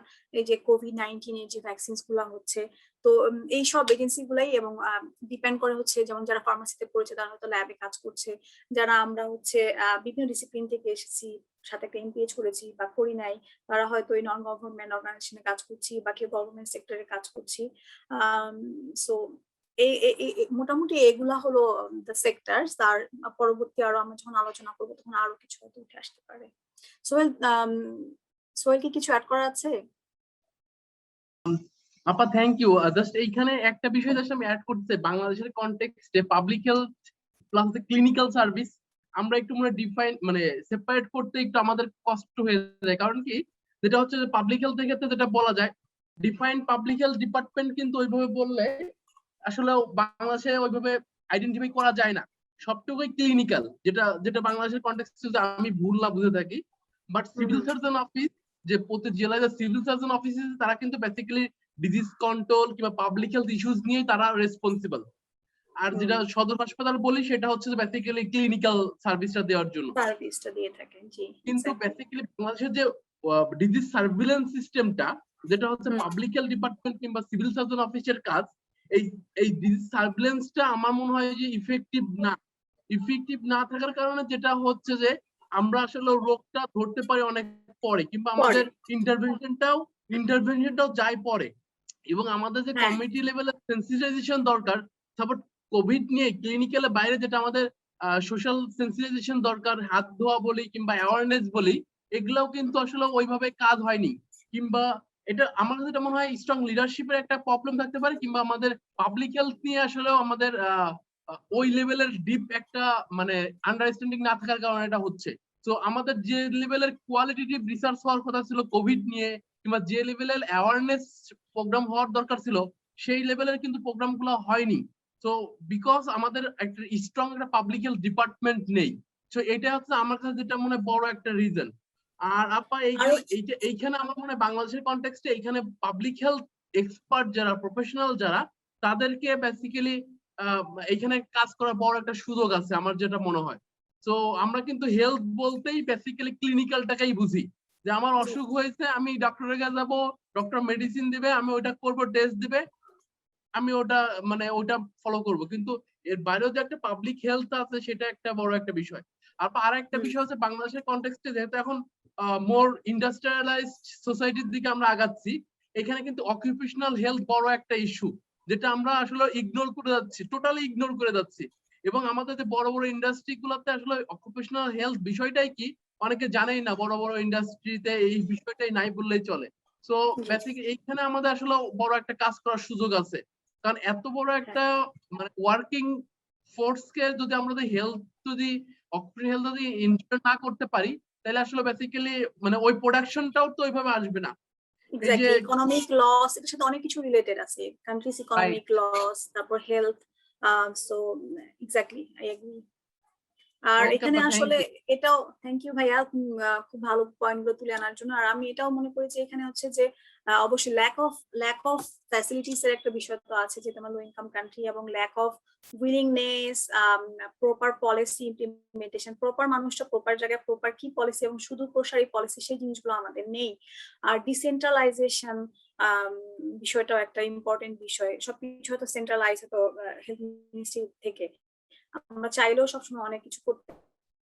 জি আপা, এটার সাথে যেটা হচ্ছে আমাদের মানে মানে কারেক্ট জায়গায় কারেক্ট পার্সনটাও একটা বড় একটা বিষয়। সবসময় যে সাপোজ যেটা হয় যে উপজেলা লেভেল, উপজেলা হেলথ কমপ্লেক্সে কিংবা একজন একটা পজিশন আছে medical officer disease control, actually সেই বিষয়টা হ্যাঁ আপা বেসিক্যালি ওই মেডিকেল অফিসার কিন্তু সেই শুধু মেডিকেল অফিসে, তার কিন্তু আসলে পাবলিক হেলথের ওইভাবে কিন্তু কোনো ট্রেন্ড নলেজ নাই অ্যাকচুয়ালি। সো বাট সেই কিন্তু কাজ করে যাচ্ছে, তার তার পাবলিক হেলথের ডিগ্রি হয়তো নাই, কিংবা এপিডেমিওলজির হয়তো ডিগ্রি ওইভাবে নাই, সে হয়তো মেডিকেল কলেজে পড়ার সময় একটা কমিউনিটি হেলথ একটা কোর্স পড়ে আসছে, কিন্তু সেই কিন্তু রেসপন্সিবল হচ্ছে ডিস্ট্রিক্টের ডিজিজ কন্ট্রোল নিয়ে, যেটা আসলেও ইফেক্টিভ অ্যাকচুয়ালি না। তো এটা হচ্ছে একটা বড় একটা বাংলাদেশের ক্ষেত্রে বড় একটা গ্যাপ আপা। আমরা মাহজাবিন খান হ্যান্ড রেজ করেছেন। মাহজাবিন খান, আপনি যদি আপনার প্রশ্নটা কাইন্ডলি করেন। গুড ইভিনিং, শোনা যাচ্ছে আমাকে? জি আমরা শুনতে পাচ্ছি। এই তো, আপু কেমন আছেন? ভালো আছি, আপু কেমন আছো? অনেক সুন্দর ডিসকাশন আর কি। আমি মনে হয় মিস করেছি শুরুর দিকে, জানি না আলাপ হয়ে গেছে কিনা। তারপর আমার একটা মানে কোয়েশ্চেন কোয়েরি বা ডিসকাশনের পয়েন্ট ছিল আর কি, সেটা হচ্ছে মানে এটা আমার মানে কৌতূহল আর কি, নিজের কিউরিসিটি। সেটা হচ্ছে পাবলিক হেলথের জায়গা থেকে বিহেভিয়ার চেঞ্জ কমিউনিকেশন অনেক বড় একটা জায়গা, এবং কোভিড পিরিয়ডে এটা খুবই মানে কি বলবো মানে ব্যাডলি নিডেড আর কি একটা জায়গা বা কাজের জায়গা। আমার পয়েন্টটা হচ্ছে যে কোভিড তো মানে এটা এত হঠাৎ করে হুট করে আমাদেরকে একদম গ্রাস করে ফেলেছে, যে এখানে আসলে ভাবনা চিন্তা বা নতুন নতুন অনেক কিছু আসছে। WHO প্রথম দিকে অনেক তথ্য দিয়েছে, যেগুলো আবার পরে আবার ইয়ে করেছে, আবার মানে সবকিছু মিলায় অনেক রকমের তারপরে রিউমার অনেক একটা বড় জিনিস ছিল বা এখনো আছে। তো সব মিলিয়ে আর কি আমার কাছে যেটা মনে হচ্ছে এই মুহূর্তে মানে বিহেভিয়ার চেঞ্জ কমিউনিকেশনের যে চ্যানেলগুলো বা যে অ্যাক্টিভিটিগুলো, সেগুলো খুব বেশি সোশ্যাল মিডিয়া বেসড। তো একটা বড় গ্রুপ তো আসলে এটার বাইরে। আমরা যদি বলি এখন যদিও আমি মানে পাবলিক হেলথে সেক্টরে ওইভাবে নাই, তারপরেও মোরলেস আমরা সবাই আর কি পাবলিক হেলথ নিয়ে কনসার্ন নাওএডেজ আর কি, বিশেষ করে যারা ডেভেলপমেন্ট সেক্টর বা হিউম্যানিটেরিয়ান সেক্টরে কাজ করি। তো আমার প্রশ্ন হচ্ছে এইটা নিয়ে আসলে কে কি করছে বা কোনো প্ল্যানিং বা এটা নিয়ে আসলে কোনো কনসার্ন আছে কিনা, যেমন বস্তি বা গ্রামের মানুষ। যেমন আমরা দেখেছি যে ডায়রিয়া প্রিভেনশনের জন্য কত রকমের বিসিসি অ্যাক্টিভিটি করা হয়েছে, হ্যাঁ, তারপরে এখনো চলছে আর কি, মানে এডব্লিউডি প্রিভেনশনের জন্য এখনো কত কি হচ্ছে। কোভিড এমন একটা জিনিস যেখানে কিনা মানে অনেক কিছু করার আছে। সরি, আমার এখানে আজানের কোনো নয়েজ আসছে কিনা আমি জানি না, আমি শেষ করে ফেলি তাড়াতাড়ি। তো আমি বুঝাতে পেরেছি কিনা জানি না, মানে এই যে এই মানে যাদেরকে রিচ করা যাচ্ছে না আর কি, মানে একদম রুট লেভেল বা বস্তি বা গ্রামের মানুষ বলি আমরা, যারা মানে বুঝেই না, মানে বিশ্বাসই করে না কোভিড কি, এদেরকে আসলে রিচ করার উপায় বা আসলে কোনো ইনিশিয়েটিভ প্ল্যান আছে না? আচ্ছা, থ্যাংক ইউ আপু ফর দ্য কোয়েশ্চেন, খুবই ভালো একটা কোয়েশ্চেন। এবং প্রথম থেকে যখন আমরা কোভিড নিয়ে কাজ শুরু করি গত বছর আর্লি জানুয়ারি ফেব্রুয়ারি, তখন এই জিনিসগুলো আমরা মানে অনেক কাজ শুরু করেছিলাম যে আসলে এত কনসেন্ট্রেটেড ভাবে বস্তির মানুষরা থাকে, তাদের কি হবে। তো আমরা কাজ শুরু করলাম, আমরা হচ্ছে লিফলেটস বা এগুলো অনেক কিছু বানানো শুরু করলাম, বাট হচ্ছে যে কোভিড এর জন্য যে বিহেভিয়ার চেঞ্জ কমিউনিকেশন রিকমেন্ডেশনস গুলা তার সেগুলো হচ্ছে যে হাত ধোয়া, সোশ্যাল ডিস্টেন্স আর মাস্ক পরা। তো আমরা তখন চিন্তা করছিলাম যে সোশ্যাল ডিস্টেন্স মেনটেন করাটা কিভাবে তাদের পক্ষে সম্ভব, এবং তখন এয়ারবোন বলা হচ্ছিল না, এবং WHO কিছু কন্ট্রোভার্সিয়াল মেসেজ আসছিল, কিন্তু তখন আসলে এটাও ছিল যে হচ্ছে যে ল্যাক অফ রিসার্চ। মানে আমরা তো যখন প্রথম শুরু করি, আমরা যখন কাজ তখন অনেক ধরনের ডেটা ছিল না এখন যেগুলো আছে, অথবা প্রথমে যখন আমরা কাজ শুরু করি তখন হচ্ছে যে প্রি পোস্টে ডেটা, যে আমার করোনা হয়নি আমার ডেটাটা নেওয়া, আমার হেলথ ডেটাটা নেওয়া, তারপরে আমার করোনা যদি হয়ে যায় তারপরে আমার ডেটাটা নেওয়া, বেসলাইন এন্ডলাইন যেটা, তো সেই জিনিসগুলো এখন হচ্ছে। তখন ল্যাক অফ আমাদের রিসার্চ ছিল এবং ডেটাও ছিল, এবং শুধু প্রসারী পরিকল্পনার অভাব ছিল। বাংলাদেশে এই যারা লো ইনকাম সেটিংসে বা রুরাল এরিয়াতে আছে তাদেরকে নিয়ে ভাবা হয়েছে আসলে, এবং প্রথম দিকে কিছু কাজও শুরু করা হয়েছিল, যেমন মমতাজকে নিয়ে গান করা, তারপরে এই যে ফোনে মেসেজ দেওয়া, ফোন করলেই যে কোভিড এর মেসেজ গুলো পাওয়া যাচ্ছে। কিন্তু প্রবলেমটা কি আমাদের হচ্ছে যে, আমি একটু আগে আমরা আলোচনায় বলছিলাম, যেটা হয়তো তুমি মিস করেছো, যে এই লো ইনকাম পপুলেশনটা বা বস্তিতে যারা থাকে তাদের জন্য হচ্ছে যে ইটস নট এ প্রায়োরিটি। এই যে ফেসবুকে বা বিভিন্ন ভিডিওতে ওরা কিন্তু বলছে যে করোনায় মারা না গেলেও আমি না খেয়ে কিন্তু মারা যাবো। তো ওদেরকে আমি যতই বিহেভিয়ার চেঞ্জ কমিউনিকেশন যাই দেই না কেন, আমি বাসার মধ্যে পুরো বিহেভিয়ার চেঞ্জ একদম সেন্টার বসাই দিই না কেন, লাভ নেই, আনলেস হচ্ছে যে আমার প্রপার পলিসি থাকে একটা COVID-19 পেন্ডেমিক মোকাবেলা করার জন্য। একটা রাষ্ট্র হিসাবে, হেলথ ফোর্স হিসাবে, পাবলিক হেলথ প্র্যাকটিশনার্স হিসাবে আগে আমি যে লকডাউন দিচ্ছি ওই মানুষগুলা কি খাবে সেটা আমার আগে নিশ্চিত করা না করতে পারলে তো আমি পারছি না। তারপরে এই যে ঈদে বাড়ি যাওয়ার বিষয়টা, সোশ্যাল ডিস্টেন্সিং মেইনটেইন, কত কিছু করলাম আমরা, কিন্তু কোনোভাবে কোনো কিছু হলো না আসলে। কারণ ঈদ এমন একটা জিনিস, এই সময়টাতে এই পপুলেশন গুলো বাড়িতে যায়।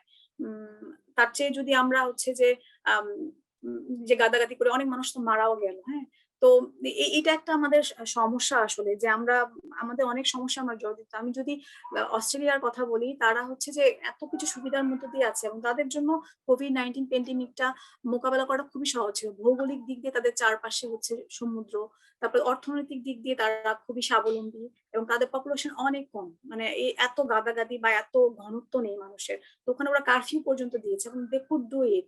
মানে ওরা বাসায় বসে অনলাইনে অর্ডার করছে। আমি যদি, যেমন ধরা যাক, আমার কথা লো ইনকাম পপুলেশন কথা বাদই দিলাম, আমি হচ্ছে যে আমার একটা জিনিস লাগবে, সেই ডেলিভারি ম্যানকে আসতে হচ্ছে, এবং কতটুকু আমি সোশ্যাল ডিস্টেন্সিং মেনটেন করতে পারছি।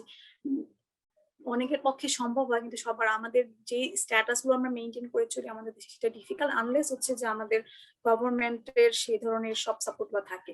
এই যে লকডাউন বা প্রথমে যখন আমাদেরকে দেওয়া হলো সাধারণ ছুটি একদিন হাতে রেখে দেওয়া হলো, তখনই সব মানুষ চলে গেছে। কিন্তু ওই যে ইটালিয়ান যে ভ্যারিয়েন্টটা আসলো, তো তখন যদি একদম কারফিউ দেওয়া হতো 7 দিনের জন্য, যে যেখানে আছো সেখানে থাকো, নড়তে পারবে না, তাহলেই কিন্তু এই প্যান্ডেমিকটা অনেক কমানো যেত আমাদের।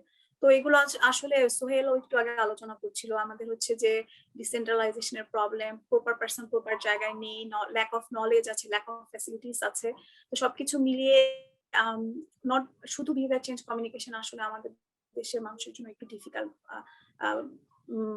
সাকসেসফুল হওয়ার ক্ষেত্রে। এবং তুমি যেমন বললে যে হচ্ছে যে হ্যান্ড ওয়াশিং, এখনো আমরা কিন্তু হ্যান্ড ওয়াশিং নিয়ে কাজ করছি, অথচ কি 1960 সালে হচ্ছে ডায়রিয়া এসেছে, তখন আমাদের কলেরা ভ্যাকসিনও আছে, আমরা ওরসালাইনও আছে, কিন্তু লো ইনকাম পপুলেশনে এটা কমানো যাচ্ছে না কেন? তারা হাত ধোয় না, হয়তো বাচ্চাকে শৌচ করানোর পরে, অথবা হচ্ছে যে অলরেডি হেলথ ডিটারমিনেন্টস এর কথা আমরা বলছিলাম প্রথম দিকে, যে তারা যেই জায়গায় থাকে সেখানে পানিটাই ভালো না, সেখানকার এনভায়রনমেন্টই ভালো না, তো তাদের জন্য ডিফিকাল্ট হেলদি লাইফ লিড করা আর কি। আমরা আমাদের হাতে জাস্ট আমি রিমাইন্ডার দিচ্ছি, আমাদের হাতে আধা ঘন্টার মতো সময় আছে। আমরা এই স্লাইডে শেষ প্রশ্নটা নেব, পরবর্তীতে আমরা আবার প্রশ্ন করব। ফেরদৌস হোসেন, আপনি একবার হ্যান্ড রেজ করেছিলেন, আপনি যদি আপনার প্রশ্ন করতে চান। গৌরব, একটা আপনার কাছে একটা রিকোয়েস্ট, আপা, যেহেতু এখন পাবলিক হেলথ সেক্টরটা আসলে গ্রোয়িং সেক্টর বাংলাদেশে, তো এখানে হচ্ছে পাবলিক হেলথে ক্যারিয়ার করার সুযোগ আছে। আপনি যদি একটু আপনার এক্সপিরিয়েন্স থেকে public health programme versus public health research, তো আসলে যারা নিউ কামার আছে, যারা ক্যারিয়ার করতে চায়, তাদের আসলে কোন দিকে কোনটা সুবিধা অসুবিধা একটু এক্সপ্লেন করলে আমার মনে হয় অনেকের জন্য সুবিধা হবে। Thank you. আচ্ছা, ফেরদৌস হোসেন, আপনি কি আপনার প্রশ্নটি করতে চান? আপনি হ্যান্ড রেজ করেছিলেন। জি, আসসালামু আলাইকুম। আমি ফেরদৌস হোসেন, আমি কক্সবাজার থেকে বলছি। তা আপনাদের এই যে আলোচনা, এটা আমার কাছে খুবই ভালো লেগেছে। আমি কাজ করতেছিলাম তো আমার কাছে মনে হলো যে আমি এটার ভিতরে একটু ঢুকে মানে আপনাদের সাথে একটু যুক্ত হই। তো যুক্ত হতে পেরে আমি খুব মানে আনন্দিত এবং অনেক বিষয়গুলো জানলাম। তো একজন আপু হচ্ছে বিসিসি মানে বিহেভিয়ারাল চেঞ্জ কমিউনিকেশন নিয়ে কথা বলেছেন, এটা আমার কাছে বেশ ভালো লেগেছে। তো আমি এখানে প্রথম যে কোশ্চেনটা আমি পেয়েছিলাম আর কি মানে জয়েন করার পর, যে ক্লিনিশিয়ান এবং হচ্ছে আদার্স যারা হচ্ছে পাবলিক হেলথে কি কি কন্ট্রিবিউশন রাখতে পারে। তো আমাদের হচ্ছে গ্রাম এবং যেখানে হচ্ছে মানে ক্লিনিশিয়ান পর্যাপ্ত পরিমাণ নাই, যেখানে হচ্ছে এই মানে ছোঁয়াচে রোগ মানে কন্টেজিয়াস ডিজিজ স্পেশালি হচ্ছে কোভিড-19 এর যে রিস্ক যে ইয়াগুলো আর কি জোনগুলো আছে, সেখানে কিন্তু হচ্ছে বিসিসি একটা ভালো মানে প্ল্যাটফর্ম হতে পারে। স্পেশালি হচ্ছে মানে কমিউনিটি লিডার, তারপর মসজিদের ইমাম, মক্তবের যে শিক্ষক আছে, তারপর হচ্ছে আপনার মন্দিরের যিনি পুরোহিত আছেন, তারপরে চার্চের যিনি আছেন আর কি। তো আমার কাছে এই জিনিসটা আর কি মনে হয়েছে যে এটা যদি সবভাবে ছড়িয়ে দেওয়া যায়, মানে বিশেষ করে রিমোট এলাকায়, ওই এলাকাগুলোতে, তাহলে বিহেভিয়ারাল চেঞ্জ কমিউনিকেশনটা বেশ কাজে দিবে, স্পেশালি হার্ড টু রিচ এলাকায় আর কি। মানে হ্যাঁ, আপনাদের মানে কথাগুলো শুনতেছিলাম, আমার কাছে এটা মনে হইলো। আর আমি বিসিসি নিয়ে অনেক কাজও করেছি। তো থ্যাংক ইউ ভেরি মাচ। খুবই ভালো Thank you. মতামত, খুবই ভালো মতামত। গ্রাম থিয়েটার বা অন্যান্য যে লোকাল সংস গুলো আছে সেগুলো দিয়ে অনেক কিছু আসলে করা যেতে পারে। প্রপার প্ল্যানিং এর মাধ্যমে এটা আসলে করা সম্ভব। জি আপু, আমরা তাহলে আচ্ছা। পরবর্তী স্লাইডে আগাই। জি আচ্ছা, পরবর্তীতে সোহেলের কিছু পরামর্শ কভার করবে হয়তো। তো হচ্ছে যে আমরা পাবলিক হেলথ যে ডিগ্রিজ এবং ক্যারিয়ার করার ক্ষেত্রে কি কি মানে পাবলিক হেলথ ডিগ্রিজ এবং কি আছে আর কি ক্যারিয়ার করার ক্ষেত্রে। আমি আসলে না অনেক কিছু কারণে দেখতে পাচ্ছি না অনেক কিছু। আচ্ছা, ওকে। আচ্ছা, সরি, আমাকে এক সেকেন্ড শুনুন। আচ্ছা, স্টেপস গুলো কি? হ্যাঁ, তো একটা ব্যাচেলর ডিগ্রি করা যেতে পারে, পাবলিক হেলথ হতে পারে সেটা, বা অন্যান্য রিলেটেড কনসেন্ট্রেশনে হতে পারে, যেগুলো আমি অলরেডি বলছিলাম, এপিডেমিওলজি হোক বা পাবলিক অ্যাডমিনিস্ট্রেশন, সোশিওলজি, মাইক্রোবায়োলজি, বা হচ্ছে যে আমরা অ্যানথ্রোপোলজি যারা পড়ি এবং অন্যান্য যারা অন্যান্য যে কোনো সেক্টর থেকেই আসতে পারে।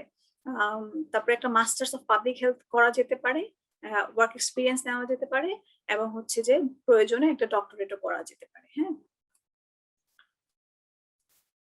আচ্ছা, এখানে আমি একটু চেষ্টা করেছি একটু ডিফাইন করার বা বলার যে কোনটা আমার জন্য right public health degree programme. হ্যাঁ, দেখা যাচ্ছে তো না?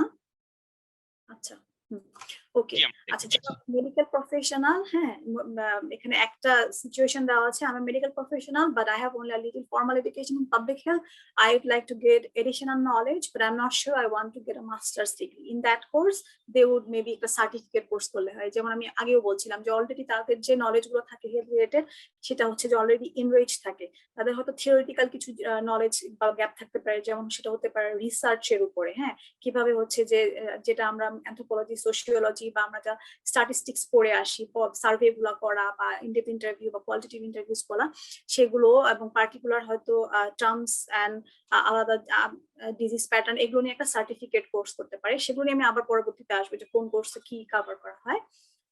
দ্বিতীয় সিনারিটা এমন হতে পারে যে some of the jobs, Farhana আপু, সম্ভবত স্লাইডটা চেঞ্জ হয়নি। আমরা steps to pursuing public health degrees and career, এই স্লাইডটা আমরা দেখতে পাচ্ছি। হ্যাঁ, এই স্লাইডের মধ্যে দেখা যাচ্ছে না, ওই যে একটা টেবিল। না, আমরা সম্ভবত আমরা যে স্লাইডটা দেখতে পাচ্ছি এর পরের স্লাইডটা আপনি ব্যাখ্যা করছেন।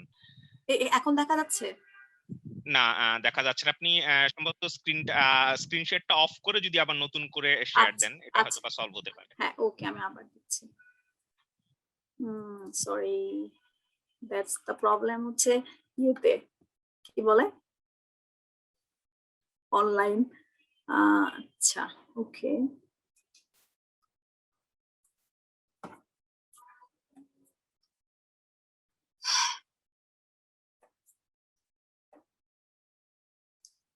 আচ্ছা ভাইয়া, এখন কি দেখা যায়? জি, আমরা এবার একটা টেবিল দেখতে পাচ্ছি। জি ওকে, গুড। আচ্ছা, আমি তাহলে প্রথম থেকে আবার বলবো।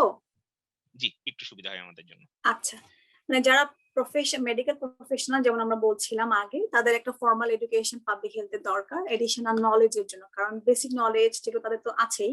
তো সেক্ষেত্রে তারা হয়তো একটা সার্টিফিকেট কোর্স করতে পারেন টু আন্ডারস্ট্যান্ড যে রিসার্চ মেথডস গুলো বা প্যাটার্নস অফ ডিজিজ বা সার্ভে কিভাবে করতে হবে বা অন্যান্য বিষয়গুলো সম্পর্কে বেসিক গুলো। তারপর দ্বিতীয় সিনারিও এমন হতে পারে যে some of the jobs I am interested only need a 2-year degree, so I don't know if a bachelor's degree will be worth it. However, I want the ability to get a bachelor's degree if I change my mind. ধরা যাক এখানে হচ্ছে history থেকে যারা পড়েছেন তারা public হেলথে কাজ করতে এসেছেন, তাদের জন্য মানে 2 বছরের একটা কোর্স করতে পারছেন না এবং আবার ব্যাচেলর অফ পাবলিক হেলথ ডিগ্রিও করতে পারছেন না, সেক্ষেত্রে একটা অ্যাসোসিয়েট ডিগ্রি করা যেতে পারে, যেটা অনেক ধারণা দিতে পারে। এবং অ্যাসোসিয়েট ডিগ্রিটা কি বা কিভাবে কি ফোকাস থাকে সেগুলো আমি পরে আবার আলোচনা করবো। সেকেন্ডটা হতে পারে, থার্ডটা হতে পারে সিনারিও এটা যে I want to work at improving the health of the people around me. I'm not totally convinced of a particular career path, but I want to keep my options open and make sure that if I decide to get a graduate degree, I'll be ready. So সেই ক্ষেত্রে bachelors degree একটা করা যেতে পারে public হেলথের ক্ষেত্রে for the starting, যারা HSC টা শেষ করেছে, যে সে কাজ করতে চায়, সে জানে হি অর শি নোজ যে হচ্ছে সে পাবলিক হেলথে কাজ করবে, তো সে প্রথম থেকেই এটা নিয়ে কাজ করতে পারে। যেমন আমরা অনেকেই জানি যে ডক্টর হবো বা ইঞ্জিনিয়ার হবো, তো সেই ক্ষেত্রে তাদের জন্য হচ্ছে একটা ব্যাচেলার্স ডিগ্রি সে প্রথম থেকেই করতে পারে।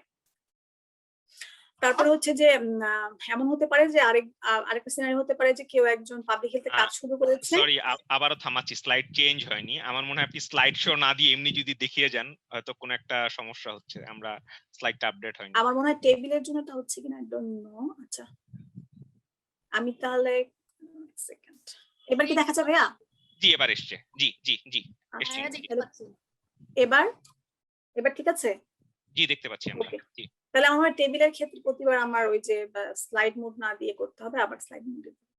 ও সরি, এটা তো হ্যাঁ এবার দেখা যাবে? জি আমরা দেখতে পাচ্ছি। আপু দেখতে পাচ্ছি। Okay good, thank you. আচ্ছা তারপরে হচ্ছে যে আমি কোথায় ছিলাম? আমি কি এই টেবিলের প্রথম বলেছি? টেবিল দিয়ে যে স্লাইডগুলো আমরা আছি, প্রথম স্লাইডটা আমরা শেষ করেছি। আচ্ছা ঠিক আছে। আচ্ছা তারপরে সিনারিটা এরকম যে হচ্ছে যে I have begun my career in public health but I want to take it to the next level. I want to focus on the practice of improving public health rather than teaching. মানে যারা আমি যেমন কাজ করা শুরু করেছি public health issues গুলো নিয়ে, কিন্তু আমার কোনো সে ধরনের ডিগ্রি ছিল না, সেক্ষেত্রে তারপর আমি অলরেডি মাস্টার্স করতে গেলাম পাবলিক হেলথের উপরে। তো সেক্ষেত্রে একটা 2 বছর বা 1.5 বছর masters degree would be very helpful. তারপরে সিনারিটা এমন যে হচ্ছে I'm currently working in the medical field. I would like to enroll in a public health program, but I need to make sure I can still work full time and take classes when I have free time available, such as nights and weekends. এটা অনেক বেশি আরো প্রযোজ্য যারা ধরা যাক হচ্ছে যে আমরা নারীরা কাজ করছি, ঘর সামলাচ্ছি, বা হয়তো বা হচ্ছে যে কেউ একজন ফুল টাইম অনেক কাজ করছে, শুধু শুক্রবার আছে এই ধরনের, তাদের ক্ষেত্রে অনলাইন অনেক কোর্সেস আছে যেগুলো তারা এনরোল করে শিখতে পারেন। সেটা হতে পারে মাস্টার্স ডিগ্রি বা সার্টিফিকেট কোর্স বা any kind of long diploma courses. আর লাস্ট যে সিচুয়েশন বা সিনারিওটা যে I love medical research, my ultimate goal is to have a public health career where I get to analyze statistics and design research studies to figure out how to make people healthier. এটাতে আমি মনে করি যেমন ধরা যাক আমার যে সিচুয়েশনটা, আমি অনেকদিন ধরে কাজ করছি এবং আমি পছন্দ করি আমার কাজটাকে। আমি চাই যে পার্টিকুলারলি আমি যে সেক্টরে কাজ করছি মেনস্ট্রুয়াল হাইজিন ম্যানেজমেন্ট নিয়ে, সেখানে উইমেন্স হেলথ এনশিওর করা হোক ভালোভাবে, কমফোর্ট এবং ডিগনিটির সাথে তারা তাদের মেনস্ট্রুয়াল হাইজিন ম্যানেজমেন্ট করতে পারুক। তো সেই জন্য হচ্ছে যে আমি ফার্দার রিসার্চ এটা নিয়ে, এবং ইভেন আমি যে মনার্সে পড়তে যাচ্ছি সেটা হচ্ছে মেনস্ট্রুয়াল হাইজিন মেনোপজ নিয়ে। তো সেক্ষেত্রে আমার ডক্টরাল একটা ডিগ্রি আরো এনরিচ করবে এবং আমাকে আরো স্কিল দেবে, সায়েন্টিফিক নলেজ দিবে, যাতে আমি আরো কন্ট্রিবিউশন করতে পারি পাবলিক হেলথ সেক্টরের ক্ষেত্রে। এখানে আরেকটু বলে রাখা ভালো যে যারা হচ্ছে পার্টিকুলারলি আমরা গবেষণা নিয়ে কাজ করি পাবলিক হেলথে, তাদের জন্য রিসার্চটা অনেকটা ইম্পর্টেন্ট, পাবলিকেশনস করা, সায়েন্টিফিক কন্ট্রিবিউশন করা। পার্টিকুলারলি আইসিডিআরবিতে যদি আমি বলি, আমি যদি পিএইচডি না করি তাহলে হয়তো আমি সায়েন্টিস্ট হতে পারবো না, এই ধরনের একটা ক্রাইটেরিয়া দেওয়া আছে। These are the improvements we need. তো অথবা সেক্ষেত্রে আবার যারা প্রোগ্রামে আছে, একটা প্রজেক্ট রান করছি, লং টার্ম একটা প্রোগ্রাম হতে পারে, যেমন গৌরব যেখানে কাজ করছেন Alive and Thrive long term project, সেখানে প্রোগ্রামে কাজ করছেন যারা প্রোগ্রাম ইমপ্লিমেন্টেশন, সেখানে হয়তো তাদের হয়তো সেই ডক্টরেট ডিগ্রি না হলেও চলে। কোনো কোয়েশ্চেন আছে এখানে? আমি পরের স্লাইডে চলে গেছি, দেখা যাচ্ছে পরের স্লাইডটা? জি, এপিডেমিওলজি পরের হ্যাঁ স্লাইডে আচ্ছা, হ্যাঁ আচ্ছা। আমি ওই যে বলছিলাম বিভিন্ন কোর্স গুলোর কথা, certificates, doctorate degree, masters degree. তো certificates in public health course গুলো একটু যদি বলি ইন ব্রিফ, আরো অনেক কোর্সেস আছে, বাট ইন ব্রিফ আমি জাস্ট সময় স্বল্প, তবে সবকিছু মিলে যেটা বলছি সেটা হচ্ছে এপিডেমিওলজি থাকে, বায়োস্ট্যাটিস্টিক্স নিয়ে সার্টিফিকেট কোর্স গুলো থাকে বা ডিপ্লোমা কোর্স গুলো থাকে, পাবলিক হেলথ প্রোগ্রাম ম্যানেজমেন্ট নিয়ে থাকে। তো এপিডেমিওলজি যেমন বায়োস্ট্যাটিস্টিক্স এই কোর্সগুলো পার্টিকুলারলি থাকেই বিভিন্ন ইউনিভার্সিটিগুলোতে, যেমন ধরা যাক জনস হপকিন্সে আছে বা কলাম্বিয়া ইউনিভার্সিটি। যদি কেউ এই শুধু এই পার্টিকুলার কোর্সটা একটা সেমিস্টার বা একটা ক্রেডিট করতে চায়, যেমন ধরা যাক আমরা যারা হচ্ছে যে পার্টিকুলারলি হচ্ছে যে এপিডেমিওলজি কি জানতে চাই বা কি জানতে চাই, আমরা এমপিএইচ করার সুযোগ নেই বা সেই এটা নেই, তো সেক্ষেত্রে সেই কোর্সগুলো নেওয়া যেতে পারে। এপিডেমিওলজিতে সাধারণত এটা হচ্ছে রোগ তত্ত্ব, ডিজিজ প্যাটার্ন গুলা, একটা পপুলেশনের ডিজিজ প্যাটার্ন গুলাকে ব্যাখ্যা করে। যেমন ধরা যাক হচ্ছে যে বিভিন্ন সময় যে বিভিন্ন ধরনের ডিজিজ গুলা উত্থাপন হচ্ছে, যে আগে ছিল এক সময় ইনফেকশিয়াস ডিজিজ অনেক প্রমিনেন্ট ছিল, তাই না, 60 দশকে। তারপরে হচ্ছে যে সেটা চেঞ্জ হয়ে আবার ক্রনিক ডিজিজ চলে আসলো, যেমন ইসেমিক হার্ট ডিজিজ বা হচ্ছে কিডনি বা অন্যান্য ক্রনিক ডিজিজ গুলো। এরপরে আবার দেখা গেল যে আমাদের আবার ইনফেকশন ডিজিজ কি কোভিড-19 প্যান্ডেমিকটা আবার বেড়ে চললো। তো সেই ধরনের প্যাটার্ন গুলা তথ্য নিয়ে আলোচনা করে এপিডেমিওলজি। এখানে স্ট্যাটিস্টিক্যাল ট্রেন্ড গুলা মেডিকেল ডেটায় দেখানো হয় এবং অ্যাকচুয়াল হেলথ পলিসি চেঞ্জেস বা কি ধরনের স্টেপস নেওয়া যেতে পারে ইন ডিজিজ ট্রান্সমিশন মেথডস গুলো দেখা, সেটা এপিডেমিওলজিতে আমরা জানতে পারবো যদি আমরা সেই কোর্সগুলো নেই। বায়োস্ট্যাটিস্টিক্সে সাধারণত হচ্ছে যে overview of statistical methods in analyzing correlated data produced by the longitudinal measurements taken over time. Over টাইমে হচ্ছে যে বিভিন্ন ধরনের স্টাডি ডিজাইন আছে, সেগুলো অন্য একটা আলোচনায় হয়তো আমরা কথা বলতে পারি। কিন্তু বায়োস্ট্যাটিক্স সাধারণত ট্রেন্ডটা, যেমন আমরা খুব সহজ ভাষায় যেটা বলি যে ভাত রান্না করলে কিন্তু আমরা সবগুলো ভাতকে দেখি না যে কোন ভাতটা হয়েছে আর কি, একটা দুইটা ভাত নিয়ে দেখি। তো এরকম হচ্ছে যে ধরা যাক আমি একটা পপুলেশন বাংলাদেশ ইসলামের উইমেনদের হেলথ এর উপর একটা গবেষণা করতে চাই, তো সেখানে আমার তো সব উইমেনকে নেওয়া সম্ভব না। তো বায়োস্ট্যাটিস্টিক্স সেই প্যাটার্ন গুলো বলে যে কতজনকে নিলে স্যাম্পল সাইজ ক্যালকুলেশন বা স্ট্যান্ডার্ড এরর, স্ট্যান্ডার্ড ডেভিয়েশন, এই জিনিসগুলো আমাদের শেখায় ডিজাইন গুলো, এবং হচ্ছে যে একটা প্রপার রিপ্রেজেন্টেশন অফ ডিজিজ বা ডেটা সেটা করতে শেখায় বায়োস্ট্যাটিস্টিক্স। এরপরে পাবলিক হেলথ প্রোগ্রাম ম্যানেজমেন্ট, যে কিভাবে পাবলিক হেলথ প্রোগ্রাম গুলো কাজ করছে কিনা, যেমন অ্যালাইভ এন্ড থ্রাইভ যে প্রজেক্ট সেটা কাজ করছে কিনা, সেটা এই প্রোগ্রাম ম্যানেজমেন্টের মাধ্যমে এই কোর্সগুলো যদি আমরা করি, যে বিভিন্ন ধরনের মিডলাইন সার্ভে বা ফিডালিটি অ্যাসেসমেন্টস কি করতে হবে, এভিডেন্স বেসড ডিসিশন মেকিং, সেগুলো আমরা জানতে পারবো এই সার্টিফিকেট কোর্সগুলোর মাধ্যমে। আমি একটা আমার পার্সোনাল সার্টিফিকেট কোর্সের কথা আমি বলছি, সেটা হলো যে আমি London school of hygiene and tropical মেডিসিনে করেছিলাম। সেটা হচ্ছে কোর্সের নাম ছিল adults and health in low and middle income countries. যেহেতু আমি মিনিস্ট্রি হাইজিন ম্যানেজমেন্ট নিয়ে কাজ করি বা অ্যাডাল্টস এন্ড উইমেন হেলথ নিয়ে কাজ করি, তো তখন আমি ওই কোর্সটা করেছিলাম, যেটা আমাকে থিওরিটিক্যাল প্যাটার্ন গুলো জানতে সাহায্য করেছিল এবং অনেক জিনিস আমি জেনেছি। যেমন আমি জেনেছি যে হচ্ছে যে টোবাকো, আমরা যে হচ্ছে যে স্মোক সেসেশন করতে চাই, তখন আমরা অনেকে প্রমোট করি হচ্ছে যে ইলেকট্রিক সিগারেট, সেখানেও কিন্তু নিকোটিন আছে। এই জিনিসটা আমি জানতাম না। আমি জানতাম হয়তো যে এটাতে নাই, এটা জাস্ট হচ্ছে অভ্যাসটাকে কমানোর জন্য এটা দেওয়া হয়, কিন্তু সেখানে কিছু মাত্রায় নিকোটিন থাকে। এবং আমরা যে পান খাই, সুপারি খাই, এখানেও নিকোটিন থাকে। এই জিনিসগুলো আমি জানতে পেরেছি। তো এই কোর্সগুলোর মাধ্যমে পার্টিকুলার সূক্ষ্ম জিনিসগুলা আমরা শিখতে পারি এবং গ্লোবাল ডেটা থেকে জানতে পারি। কারো কোনো কোশ্চেন আছে কি? এখানে আমার একটা প্রশ্ন আছে সার্টিফিকেট কোর্স নিয়ে। আপনি যেহেতু এখানে আইসিডিবি তে অ্যাসিস্ট্যান্ট সায়েন্টিস্ট হিসেবে আছেন, এবং আপনি একাধিক প্রজেক্টে পিআই একটা ম্যানেজারিয়াল পজিশনে আছেন, তো সেই পার্সপেক্টিভ থেকে আমার যেটা প্রশ্ন হচ্ছে যে একজন ফ্রেশারকে বা একজন মিড লেভেলে আছে তাকে যখন আপনি রিক্রুট করেন, আমি যদি আরো স্পেসিফিক্যালি বলি যে আইসিডিআরবি তে ধরেন আপনি একজন রিসার্চ অ্যাসিস্ট্যান্ট বা রিসার্চ অফিসারকে আপনি রিক্রুট করছেন, সেক্ষেত্রে এই ধরনের সার্টিফিকেট কোর্সগুলো আপনারা অ্যাজ এ রিক্রুটার কিভাবে মূল্যায়ন করেন বা করেন কিনা, এটা হচ্ছে আমার 1 নম্বর প্রশ্ন। 2 নম্বর প্রশ্ন, সার্টিফিকেট কোর্স যেগুলো আমরা করি যেগুলো অনলাইনে, এবং কোভিড এর পরে তো এটা আরো অনলাইন হয়ে গেছে, তো সেখানে আমার কাছে মনে হচ্ছে 3 ধরনের সার্টিফিকেট কোর্স আছে ব্রডলি। এক হচ্ছে যে কোর্সেরা বা এই ধরনের ইয়েতে কিছু আমরা অনলাইন ফ্রি কোর্স পাই, 2 নাম্বার হচ্ছে আমরা দেখি যে কিছু খুব কম টাকায় হয়তো বা 5,000 বা 10,000 টাকা কম মূল্যে হচ্ছে যে আমরা কিছু কোর্স করতে পারি।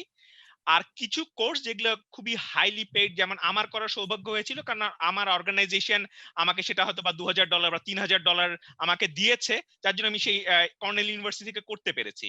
তো সেটা হয়তো বা আমি আমার অর্গানাইজেশন যদি আমাকে পেমেন্ট না করতাম, আমি হয়তো করার সুযোগ পেতাম না। তো সেক্ষেত্রে এই ধরনের এই যে ফ্রি কোর্স বা বেশি দামি কোর্স, কম দামি কোর্স কিংবা আলটিমেটলি সার্টিফিকেট কোর্স, এটা আসলে জানাজানি কিন্তু একটা বিষয়, বাট চাকরি পাওয়ার ক্ষেত্রে আমাকে আসলে কতটুক হেল্প করে? আচ্ছা, খুবই ভালো একটা প্রশ্ন এবং অনেস্টলি স্পিকিং যদি আমি রিসার্চ অফিসার কে নিয়োগ দিতে চাই তাহলে সার্টিফিকেট কোর্সকে আমি মূল্য দিব না। কারণ হচ্ছে যে এটা হচ্ছে সার্টিফিকেট কোর্সটা একটা যেমন আমি বললাম যে এটা একটা মানে কম্প্যাক্ট একটা কোর্স থাকে এবং হচ্ছে যে কিছুটা ধারণা দেয়, কিন্তু এটার সাথে অনেক লং টার্ম একটা এক্সপিরিয়েন্সের ব্যাপার কাজ করে। হ্যাঁ, যেমন ধরা যাক আমি যখন এটা করতে গেছি তখন সেটা হচ্ছে 2018 সালে, তার আগে আমি অনেকদিন কাজ করেছি পাবলিক হেলথে, মোটামুটি 10 বছর। তখন গিয়ে আমি একটা সার্টিফিকেট কোর্স করে একটা পার্টিকুলার জিনিস সম্পর্কে জেনে আসলাম। কিন্তু যারা ফ্রেশার, যারা রিসার্চ অফিসার হিসেবে জয়েন করবে, তাদের বেসিক কিছু জিনিস আমি অবশ্যই দেখতে চাইবো, সেটা পাবলিক হেলথে কাজ করতে আসলে যে রিসার্চ মেথোডোলজি সম্পর্কে তার জ্ঞান, এসডিজি সাস্টেনেবল ডেভেলপমেন্ট গোলগুলো সম্পর্কে তার জ্ঞান, বাংলাদেশের ডিজিজ প্যাটার্ন বা প্রবলেম গুলো সম্পর্কে তার জ্ঞান, এবং খুব ভালো হয় যদি সে একটা ভালো কোনো জায়গা থেকে একটা পাবলিক হেলথ কোর্স করে আসে, master of public health course করে আসে, because he or she is a beginner. যদি আনলেস তার হচ্ছে অলরেডি একটা ব্যাচেলর ডিগ্রি থাকে বা medical student, that's different, but still medical student হলে যে সে খুব ভালো ভালো পাবলিক হেলথ প্রফেশনাল হবে নট নেসেসারি। আমি অনেক পাবলিক হেলথ অনেক ডক্টরস দেখেছি যাদের কোনো হচ্ছে যে মেথোডোলজিক্যাল বা ভালো জ্ঞান নেই। হ্যাঁ, তো মেথোডোলজিক্যাল জ্ঞানটা পাবলিক হেলথে থাকা সেটাও ইম্পর্টেন্ট। তো সার্টিফিকেট কোর্সটা হচ্ছে যে একটু এক্সপিরিয়েন্স হওয়ার পরে লিঙ্ক করতে সহায়তা করে। হ্যাঁ, লিঙ্ক করতে, যেমন বায়োস্ট্যাট আর এপিডেমিওলজি আমি ফ্রেশার হিসেবে পড়ে আসলাম, আমি বুঝে ফেললাম নট নেসেসারি, ইটস নট হচ্ছে যে এত সহজ। আমি যখন এগুলো পড়বো, জানবো, অনেকদিন ধরে কাজ করবো, তখন আমি আমার প্র্যাকটিক্যাল জ্ঞানটা আছে, থিওরিটিক্যাল নলেজটা আমাকে সেটা এনরিচ করবো। হ্যাঁ, আর অনলাইন কোর্সেস এখন তো অনলাইন হয়ে গেছে আসলে বিকজ অফ হচ্ছে দ্য প্যান্ডেমিক। অনলাইন কোর্সেস হচ্ছে যে ডিপেন্ডস অন কোথা থেকে আমরা করছি। হ্যাঁ, কোথা থেকে করছি, এবং অবশ্যই সেখানে হচ্ছে যে আমার স্কিলস, আমার প্রিভিয়াস এক্সপিরিয়েন্স, ব্যাকগ্রাউন্ড সেগুলো কাজ করবে। যেমন আমি যদি এখন একটা অনলাইন কোর্স করতে যাই, পার্টিকুলারলি ধরা যাক হচ্ছে যে আমার রিলেভেন্ট ফিল্ডে, হ্যাঁ, সেটা অনলাইন যদি করতে যাই, অবশ্যই আমি আমার যেটাতে আমার লাভ হবে বা যেটা আমি জানতে পারবো সেগুলোই করবো। এবং হচ্ছে যে যেগুলো ভালো অর্গানাইজেশন থেকে অনলাইনে কোর্সগুলো করা, সেখানে কিন্তু ইনভলভমেন্ট থাকে। যেমন আমি কিছুদিন আগে আইএসডিবির একটা ইসলামিক ডেভেলপমেন্ট ব্যাংকের একটা হচ্ছে সেশন করছিলাম, তো ডিসেম্বর মাসে। তো আমি ভেবেছি যে এটা জাস্ট হচ্ছে যে আমি দেখবো, but it was not like that. আমাকে ইনভলভ করা হয়েছে, ওখানে আমার কাজ ছিল এবং আমাকে পড়তে হয়েছে, আমাকে প্র্যাকটিস করতে হয়েছে। হ্যাঁ, তো তার মানে হচ্ছে যে আই ওয়াজ দেয়ার, মানে আমাকে ওখানে থাকতে হয়েছে, আমি জাস্ট অনলাইন ওপেন করে চলে গেছি, নট লাইক দ্যাট। তো ইট ডিপেন্ডস আসলে। জি, ওকে ভাইয়া।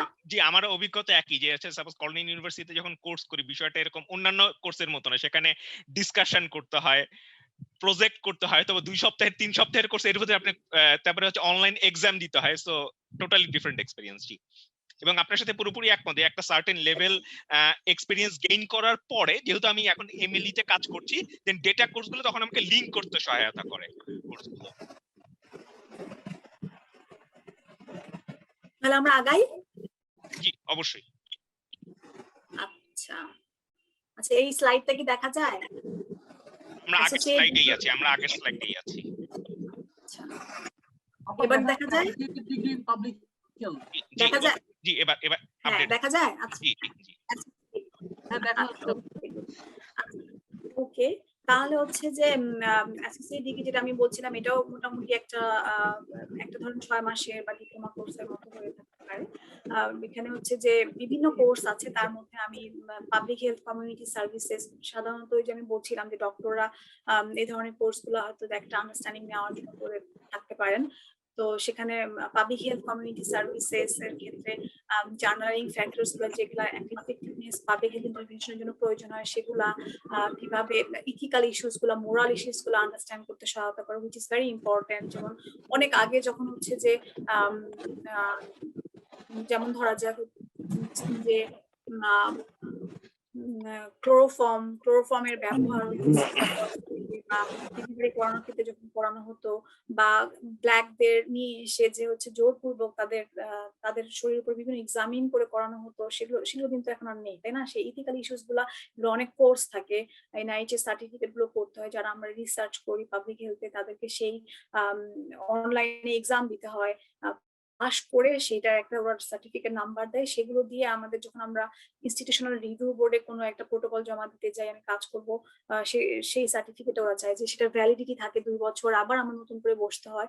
তো এগুলো সম্পর্কে ধারণা দেয়। তারপর সোশ্যাল কালচারাল ইনফ্লুয়েন্সেস একটা পার্টিকুলার ইন্ডিভিজুয়াল ওয়েলবিং এর ক্ষেত্রে ইম্পর্টেন্ট, যেমন ফিশারিজ নিয়ে যারা কাজ করে তাদের সেখানে কিন্তু সোশিওলজিস্ট বা অ্যানথ্রোপোলজিস্টকে নিয়ে যাওয়া হয়। অনেকে হাসি তামাশা করে যে হচ্ছে ফিশের মনস্তাত্ত্বিক বুঝতে গিয়েছে বা সামাজিকতা বুঝতে গিয়েছে, কিন্তু সেখানে ইম্পর্টেন্ট কারণ হচ্ছে যে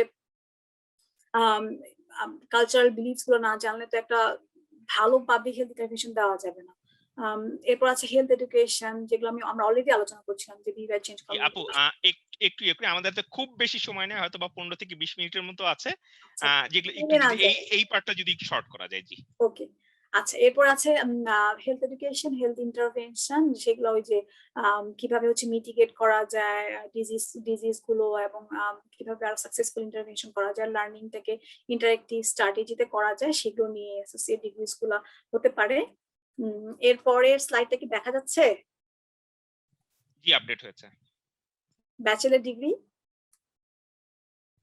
জি ব্যাচেলর ডিগ্রি দেখতে পাচ্ছি। আচ্ছা, ব্যাচেলর ডিগ্রিতে তো সবকিছু শেখানো হয়, এটা একটা 4 বছরের কোর্স। আমি তো ডিটেলে না যাই, ফাউন্ডেশনস ইন পাবলিক হেলথ থেকে শুরু করে epidemiology, biostatistics, research methods, nutrition, public health, public policy থেকে শুরু করে যা আমাদের পাবলিক হেলথকে ইম্পর্টেন্ট সবগুলো জিনিসকে এখানে শেখানো হয়ে থাকে আর কি। হেলথ সিস্টেমস এর ইম্পর্টেন্স আমি ডিটেলসে যাব না, যদি কোনো প্রশ্ন আসে সামনে আমরা আরো আলোচনা করতে পারি। হ্যাঁ,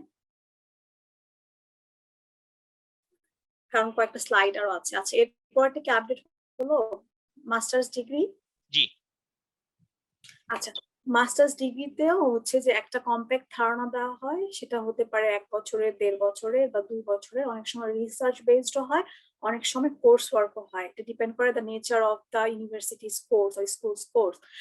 তো সেখানে হচ্ছে যে পাবলিক হেলথ ফাউন্ডেশন গুলো সম্পর্কে বলা হয়। যদি 2 বছরের কোর্স হয় তাহলে সেক্ষেত্রে দেখা যায় যে মেজর করতে পারি আমরা। যেমন আমি প্রথম 1 বছরে আমি লার্ন করলাম জিনিসগুলো সম্পর্কে।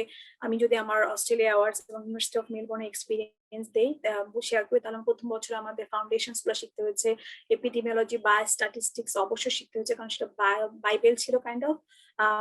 এগুলো তো লাগবেই সামনে যখন আমরা ডিজিজ প্যাটার্ন করতে যাব।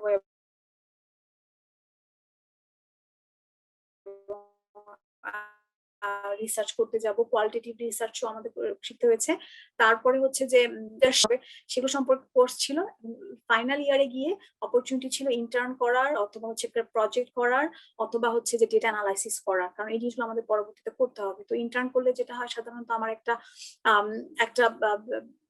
অর্গানাইজেশনের সাথে একটা যোগাযোগ তৈরি হয়। যেমন আমি পাবলিক হেলথে পড়ে যদি আমার অপরচুনিটি হয় গেটস ফাউন্ডেশনের সাথে ইন্টার্ন করার, অথবা সিডিসির সাথে ইন্টার্ন করা, তাহলে that adds a value in my CV।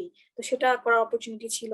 আবার হচ্ছে যে প্রজেক্ট একটা আমি প্রোটোকল লিখেছিলাম আসলে, কারণ আমি চেয়েছিলাম যে ফার্দার আমি ফান্ড আনতে পারার জন্য। আর হচ্ছে যেটা বললাম ডেটা অ্যানালাইসিস করে পাবলিকেশন করা। তো এখানে হচ্ছে বাইরে সেখানে হচ্ছে যে পরে আমরা মেজর করার অনেকগুলো অপশন ছিল। একটা হচ্ছে এপিডেমিওলজিতে, সেক্ষেত্রে হচ্ছে যে বিভিন্ন যে রিসার্চ ডিজাইন গুলো আছে এপিডেমিওলজি, সেগুলো শিখতে পারতাম। ইনফেকশিয়াস ডিজিজ এপিডেমিওলজি, নন ইনফেকশিয়াস ডিজিজেস গুলা, তারপরে স্ট্যাটিস্টিক্স এ পার্টিকুলারলি যে মডেলিং, রিগ্রেশন, সেগুলো করতে পারি বা পারতাম। এছাড়াও ছিল হেলথ সিস্টেমস, আর আমি করেছিলাম গ্লোবাল হেলথে মেজর, যেহেতু আমার কাজ পরবর্তীতে এসে বাংলাদেশে হবে, এবং আমার ব্যাকগ্রাউন্ড স্ট্যাটিস্টিক্স না, সো আমার জন্য ডিফিকাল্ট ছিল। এবং এপিডেমিওলজিও আমি করতে পারিনি, কারণ আমি বাংলাদেশে থাকবো ভেবেছি, তো এখানে কি করব। তো সব মিলিয়ে হচ্ছে যে মাস্টার অফ পাবলিক হেলথ ডিগ্রিটা হচ্ছে যে ডিপেন্ড করে অন দা হচ্ছে যে ডিউরেশন, নেচার। আবার বাংলাদেশের ক্ষেত্রে যদি আমি বলি হচ্ছে যেমন James P Grant school of public health, সেখানে হচ্ছে 1 বছরের কোর্স, কিন্তু কম্প্যাক্ট একটা কোর্স, এবং সেখানে হচ্ছে যে সবগুলো সম্পর্কে ধারণা দেওয়া হয়। অন্যান্য 2 বছরের কোর্সে যেখানে আমরা পার্টিকুলার কোনো একটা বিষয় নিয়ে মেজর করছি, এখানে তো সবগুলো জিনিস আমরা জানতে পারছি, এই ধরনের আর কি। আচ্ছা, পরের স্লাইডটা হচ্ছে পিএইচডি ডিগ্রি। এটাও হচ্ছে যে হচ্ছে একদম ডেভোটেড বা ডেডিকেটেড কাজ করতে চায় তাদের জন্য এটাও নেচারটা ডিপেন্ড করে হচ্ছে ইউনিভার্সিটি বা কান্ট্রি। যেমন ইউএসএ হলে প্রথম 3 বছর শুধু কোর্স করতে হবে, নো ম্যাটার কতগুলা পাবলিক হেলথের উপর পড়াশোনা করে আসছি বা কতগুলা এমপিএইচডি ডিগ্রি আছে। 3 বছর আমাকে অবশ্যই বায়োস্ট্যাট, এপিডেমিওলজি, অন্যান্য রিলেভেন্ট যত কোর্স আছে, হেলথ ইনফরমেটিক্স, হেলথ পলিসি সবকিছু করতে হবে। তারপর আমাকে কোয়ালিফাই করে আমি তখন পিএইচডি ক্যান্ডিডেট 3 বছর পরে হতে পারবো। যদি আমি কোয়ালিফাই না করতে পারি তাহলে আমি একটা মাস্টার্স ডিগ্রি নিয়ে চলে আসবো বাসায়। আবার অস্ট্রেলিয়া বা ইউকের ক্ষেত্রে সিস্টেমটা হচ্ছে ডিফারেন্ট। সেখানে হচ্ছে যে আমার প্রথমে কোর্স ওয়ার্ক চাইলে আমি করতে পারি, নাও করতে পারি। আবার জার্মানির ক্ষেত্রে প্রথমে কোর্স ওয়ার্ক থাকে, রিলেভেন্ট যে কোর্স ওয়ার্ক গুলো, যেমন হচ্ছে যে আমি তো রিসার্চ মেথডস আমার জানতেই হবে, কারণ আমার তো পিএইচডি তো কোনো গবেষণা একটা করতেই হবে। তারপর অ্যাডভান্স অ্যানালাইসিস পাবলিক হেলথে আছে সাধারণত, যেমন দেখা যায় মেটা অ্যানালাইসিস, সিস্টেমেটিক রিভিউ, সেগুলো শিখতে পারি। এবং পার্টিকুলার পিএইচডি তে পার্টিকুলার একটা জিনিস নিয়ে আমি কাজ করতে চাই, আমি একটা প্রপোজাল লিখবো, আমি বাংলাদেশের কোনো একটা ফিল্ডে কাজ করতে চাই অথবা অন্য কোনো দেশে, সেখানে ডেটা কালেকশন কিভাবে করবো, ইথিক্যাল ভিউজ গুলো, এই জিনিসগুলো আমরা শিখতে পারি পিএইচডি তে। জাস্ট এইখানে জি ভাইয়া, সেটা হচ্ছে যে পিএইচডি আর ডিআর পেজ, doctor of public health and doctor of philosophy, আসলে এটা আসলে বেসিক পার্থক্যটা কি এবং কার জন্য এটা, কোনটা অ্যাকচুয়ালি অ্যাপ্লিকেবল কিংবা কার জন্য কোনটা করলে অ্যাকচুয়ালি ভালো? ডক্টর অফ পাবলিক হেলথ সাধারণত যারা মেডিকেল প্রফেশনালস তাদের জন্য তারা করতে পারেন। আবার হচ্ছে যে এমডিও বলে অনেক সময় মেডিকেল, সেটা 5 বছরের একটা কোর্স নয়, পার্টিকুলারলি ডক্টরাই করতে পারেন। বাংলাদেশেও সেটা করায়, বাইরেও করায়। আমরা যেমন মানে এমডি বলে ওরা, মেডিকেল ডক্টর করে। তো আমরা যেমন এমবিবিএস, শুধু একটা হচ্ছে আমার এমবিবিএস কাইন্ড অফ আমাদের আমরা যেটা ব্যাচেলর করি এই ধরনের, কিন্তু সেটা হচ্ছে যে অ্যাডভান্স ডিগ্রি ইন মেডিকেল। আর আমরা ডক্টর অফ ফিলোসফি হচ্ছে যে সেটা হচ্ছে যেমন আমারটা ডক্টর অফ ফিলোসফি, আমি তো আর ডক্টর না, কিন্তু আমি একটা পার্টিকুলার ডিজিজ বা পার্টিকুলার একটা টপিক নিয়ে আমি কাজ করতে যেতে চাই। সেটা পাবলিক হেলথ হোক বা অন্যান্য যে কোনো জায়গায় হোক, যারা করতে চায় তাদের জন্য ডক্টর অফ ফিলোসফি। ওকে, আগাবো। আমরা একটা প্রশ্ন নিতে চাই। দেওয়ান মোহাম্মদ সোয়াইব, আপনি হ্যান্ড রেজ করেছেন।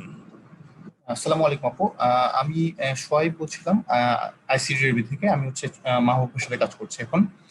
আপু, আমার একটা প্রশ্ন ছিল, সেটা হচ্ছে যে আমি যেহেতু অ্যানথ্রোপোলজি ব্যাকগ্রাউন্ড, এবং প্রশ্নটা আসলে শুধুমাত্র অ্যানথ্রোপোলজির ক্ষেত্রেই না, যে কোনো সোশিওলজি ব্যাকগ্রাউন্ড থেকে হচ্ছে আমরা যেটা দেখি যে আমাদের আইসিডিআরবিতে হয়তোবা অনেক বেশি ক্লিনিক্যাল রিসার্চ হচ্ছে, এবং যারা বিশেষ করে ডাক্তার যারা অথবা বায়োটেকনোলজি বা ওই সেক্টর থেকে যারা আসছে, তারা এগুলোতে অনেক বেশি ইনভলভ।